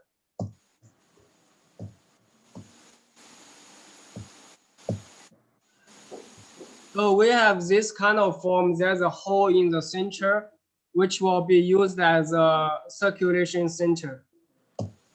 And then we build a vertical circulation specifically, and it contains one elevator that is made of glazing. When it get from the bottom to the up, they can have a different view. It will get through different spaces and inside, outside, inside, outside. And then we have the beam schemes out. This will be the corridor, the bridges that gets out. So as Dee mentioned, we have 3 volumes for the office building. So I'm going to be presenting the second one and the third one. So this one is going to be the oval U-shaped office space, which is going to be hung with a steel cable with cable structure. And this is how its structure is going to look like. So the I-beams are going to be resting on these joints. And this is going to be the floor slab structure along with the floor finish and the floor slab. And then what we decided to do was to link that volume to the other core by creating the third office volume, which we're going to introduce now, which is the stalactite shape. So what we thought about the stalactite shape was it would be a space that would link the 2 other office volumes together. And what we thought about this functionality is that it would be a space that would be a collaboration area for people to work. And what we thought about it and the spatial quality of it was going to be a collaborative space that is fluid and that people can collaborate and work together as a community in this area. And they will be linked directly through bridges from the main circulation, which is between the cores. And what we added to it is a structure on top. And rather than adding a floor slab, what we added was cubicle-like spaces that connect to each other through bridges, but at the same time, look at when people are using these spaces that are above, can look at the people downstairs.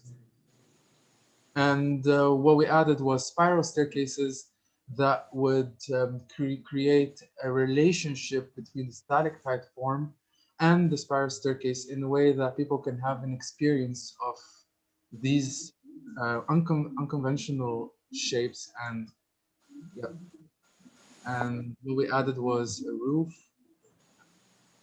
Oh yeah, this is how it would look like from the inside.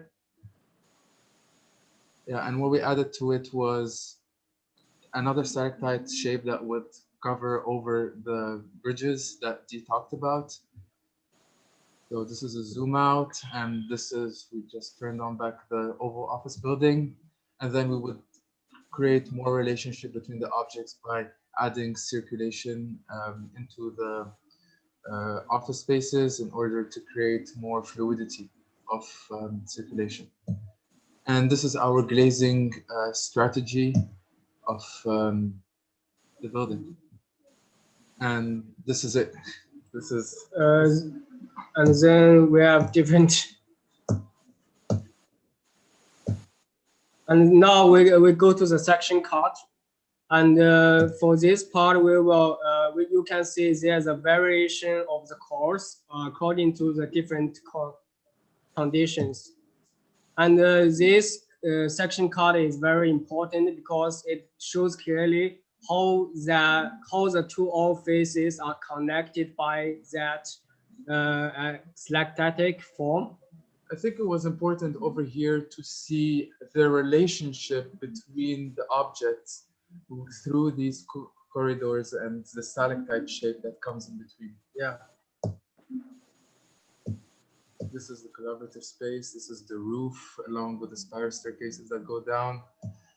This is the outdoor amphitheater, and the next one is going to be the exhibition spaces, and the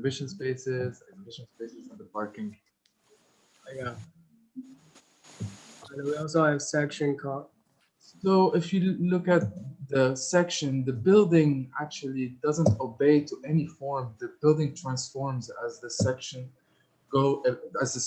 evolves and transforms. So no space looks like the other one, and we really wanted to have as many possibilities in the design as maximum as possible. And this is the elevation. This is a side view. This is another one. That's it. Thank you. This is our progress. Thanks. Hi, I'm going to jump in quickly because at 4 I have to leave. I apologize. May I ask you, because I understand the process of working on this, but I'd like to go back to something that I think Michael mentioned earlier, and he used the word editing. And addition and editing are kind of antonyms to one another. I think when we add more and more stuff together, it doesn't necessarily produce a kind of synthetic effect. And I want to ask you if it's okay, just for a moment, and then I'll kind of pass the mic to everybody else. If you could go back like 40 slides to when you set up your cores and you showed them in relationship to this kind of a thin curtain wall that kind of hovers between those two things. And I would even go further back, another 25 slides back from this. We have 150 slides actually. Yeah, it's good. You can't do this with Anna. You can't do this with a straight face. I mean, these guys did this thing. Too far.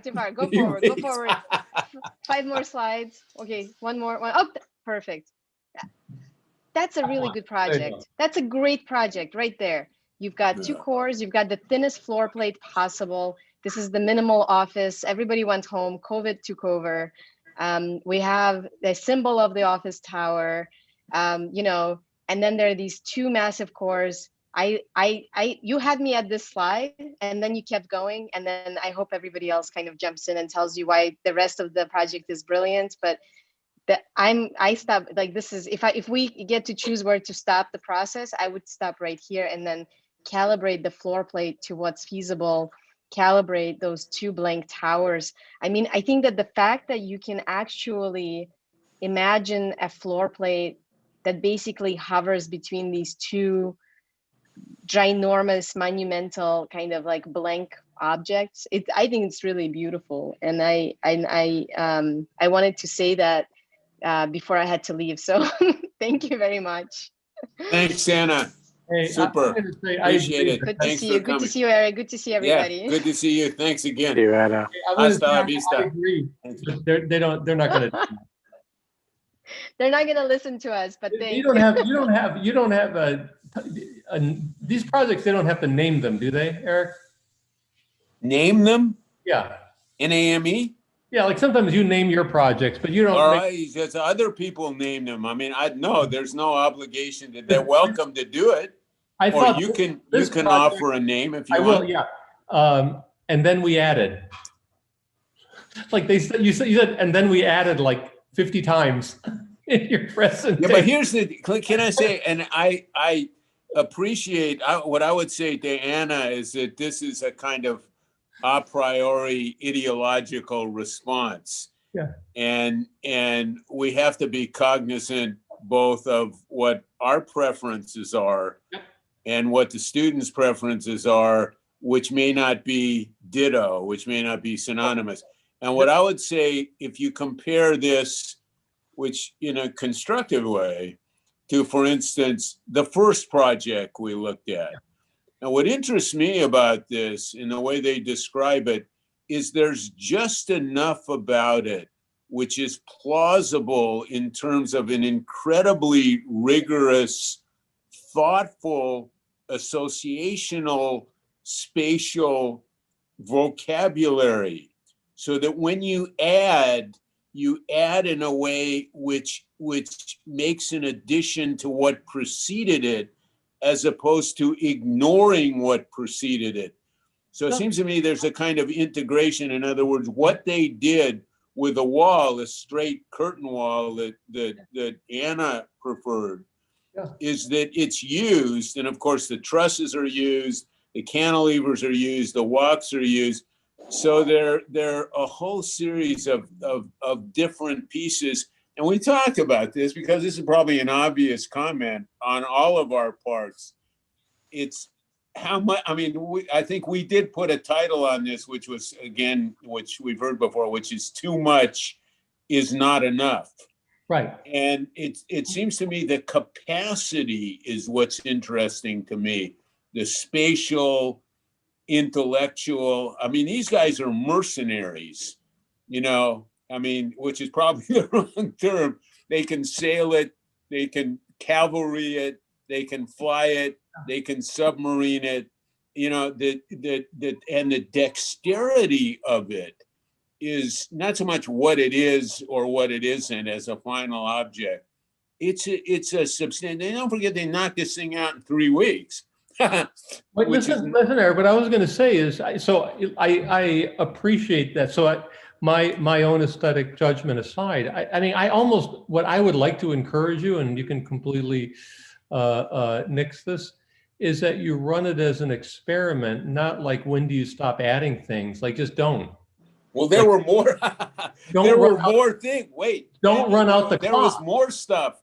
Actually, they cut it back. So this don't run out the clock. Actually, this is the conservative version. I just want to say that as an advocate of abject enthusiasm for the capacity to build and to make these things, that the skill set that's involved here is I think useful to a student group and to a faculty discussion, because they're good at this, and you can talk with them in a way about the intersection of pieces and spaces and structures and orders in all sorts of ways. And I think it's just an interesting and a useful example. What we try to do is, if we have 5 projects, they should be 5 very different projects. Whether they are or not is up to you people to say. But I have some respect for the process, and we'll talk about where else it should go. But I also understand what you're saying. Too much is too much. No, I'd like to actually see it like take it past the breaking point. That would be an interesting experiment, you know? I think they're pretty close to that. Yeah, I'd like to, you know, it seems like, then like you're this far. Yeah. Like how, kind of building as an almost like a kind of logical delirium would be something to see, I think. But it's a delirium with, I mean, it's not mesmerized with some music or some anecdotal drug. It has its own kind of, if you want to play the game by their rules, they're dense and they're rigorous. A logical delirium. And so it's almost like it's a different kind of, they're not mesmerized. No. They're not in the ozone or something. Right. Or maybe they are in the ozone. Anyway, sorry. William, did you want to say something, please? Yeah, I mean, I was just I like all the moves, and I like the excessiveness of stuff that you guys have. I just feel that when you were working below, you were working in a way in which you kind of like at the end of it, you were able to carve this, very, curvy spaces and do these gestures that imply a space that is going to be very dynamic. But then on top is everything's like really rigid. So I wish that, and I know it's not done, but maybe to kind of like contrast with the adding, it could be that now maybe you use some of those gestures that you use at the ground plane to kind of like scoop out like some of the, you know, excess that the massing has. And maybe, you know, this way you can contrast the adding with you know, deletion, and, you know, boom, fantastic project. But I actually appreciate the excess and the labor intensive of creating these things. Maybe you guys don't have to, you know, explain, you know, term by term, thing by thing, and let the work be what it is. Thank you, Eric, for having me. I also— Hey, William, thanks for stopping by late notice, man. Appreciate it. I'll see you again. No worries. Please don't get sick. Yeah, good to see you. Thank you. Yeah, just what I would say is I just think just keep going. You know, I think editing is not, you know, my thoughts is how much is enough. And the way I would measure enough is I'll look at things and say, if that was food, would I want to put it in my mouth? You know, and it has to do with the flavors. Or if it was language, are they after making noise, or are they after sculpting sound? And I think sculpting sound is like listening to Metallica. You know, I actually once in my life I went to a Metallica concert. I had earplugs in, which was given to me by their producer, and he said it was okay to do that. It's not embarrassing because that's how he's been able to survive. Mm-hmm. By putting the earplugs in, I was able to hear the shaping of sound. Without the earplugs in, it hurt my eardrums, and I couldn't hear anything. I was amazed at how you can actually shape sound when you don't think of it as sound. It just sounds like noise. Here, I think this is somewhere between caffeine and hormones that are all hopped up, producing this thing, which I think is really amazing. It's a tour de force in that there is nothing left untouched.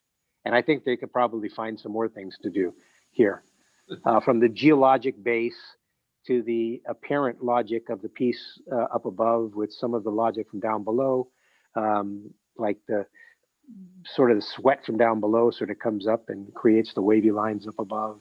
I don't know, there's a lot going on here. So I would not turn them back. I would just say, keep going and see where it ends up.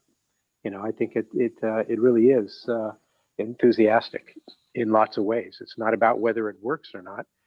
Well, working is a different way. It's not working in a practical sense, but working based on its own sort of inherent logic that's been produced as they work on it, and the rules that are sort of emerging as they work on it. You know, there is one thing that it troubles me, and it's me. That the top and the bottom and what's in between seem to belong to such different. It's almost like there was architect number one for the base. It is, but I think what it points out though is that the plane in between is really critical, and maybe it needs a little more space, because when I'm looking at it, you basically got a piece that's earth based, and you got another piece that's sky based. You know. I think that's a fair question. It's I mean, when Andy and I guess Anna as well raised the question about how much is too much, or keep going, or stop at some point or another, but there is I think a substantial. It's here, you know, this way or this way. And what's in between? So it's either 1, 2, and 3. And is that what we want? And if it is, then let's make the case. Or is there some adjustment? Homogenize is the wrong word, but makes it look like it belongs to the same tactical approach. Or let's make an argument it doesn't need to do that. You know what, those three pieces, sometimes there needs to be a pause in between. It's like the only way you hit a bullseye. Yeah, the only way you hit a bullseye, I was told by a master archer, the way he hits a bullseye is when the arrow is released in between at the nanosecond in between inhaling and exhaling. I think of this, and then I would raise this up so that you can actually, in this space here, you're basically in this space here, and then you're occupying this plane. So you're actually able to see the thing that's immediately above you. It doesn't preclude putting some stuff in there, but I think it's a crazy thing to say, but I guess it seems like it's a little bit too compressed vertically for me right now that I'm looking at it. But I think it's I don't know. I would just tell them to keep going, and fascinating to see where I don't know how, I don't think they necessarily could add any. I wouldn't try to add anything more. I would try to find try to start to work on synthesis. What are the relationship of the parts? That would be it's like putting together a soccer team, or there's got to be magic between the pieces. And right now there's definitely a lot of pieces, but the magic isn't present yet. The enthusiasm is there. So it needs a little bit of spatial finesse.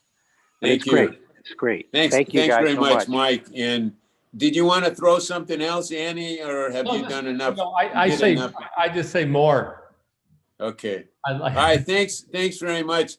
The students could hang around for 2 minutes. Thanks to Andy and Michael and William and Anna. Super appreciate it. And maybe we'll try to drag you guys back at the end. Okay. Thanks again. See you. Hi, Eric. I just wanted to say hi. I'm so sorry. I apologize. I came in so late, but our review ran overtime. I just came in at the time when we were talking about this sort of like dance of schizophrenia here. No, we'll chase you. Thanks, Angela. It's no problem. It's great. I'm so sorry. I'm so sorry. No, it's fine. I thought we were finishing earlier, but it dragged until like 4:04. It's fine. No, appreciate the call. We'll chase you around again at there's one more session for this before we're done. But thanks for calling, and no problem. Sure. By the way, looks great. Whatever you're doing, guys, here, it's great. Thank you. Bye. Have a good one. Bye. See you. So I don't know who we got here. Let me see if I can. So D, can you take that thing down before you kill everybody? So thanks very much for all the effort. It's a huge effort. When you actually look at it in terms of the amount of time, which I don't usually want to get into because it's just something which is a fact, not an explanation. But there is a ton of work here. And I especially appreciate, and I think Barack and James went to the trouble to do, and I think this is helpful, a lot of the drawings that aren't necessarily ready, but are the beginnings of a discussion that to master the project will need all of those pieces. And then we got another kind of interesting piece from Jonah Devanji in terms of the animation, which is another way to illustrate the organizational priorities. I think overall it moved a lot of information and a lot of complicated discussions very quickly. So I appreciate all of that. I think it's fine. We just have to. There are a few things to work on. So you can do whatever you like. Beach time. It's cold as hell at the beach now, at least in Southern California. But and then we'll send you a schedule. We'll pick it up again on Monday, and whatever thoughts you have in terms of it. And I've told you before, the conversation is the conversation. You can take the piece that you like. You can throw out the piece that you hate. You can take the piece that you hate and decide you like it. So it's up to you to consider it. In the end, I mean, the intellectual analysis of the thing is what we're interested in, doing what you can do in as precise a conceptual way as we can and can evaluate. And I think we're on the way to that. I think it was pretty good. And so, Suzanne, I'll send you something and we get together again on Monday and we'll see what the path is to the end of the semester. And thanks very much for all the 3 in the morning stuff. Much appreciated. So take it easy. I'll see you in a couple of days and try not to get sick. Thank you. Okay, thank you. Thank you very much. I hope it was useful to you guys. Yes. Definitely.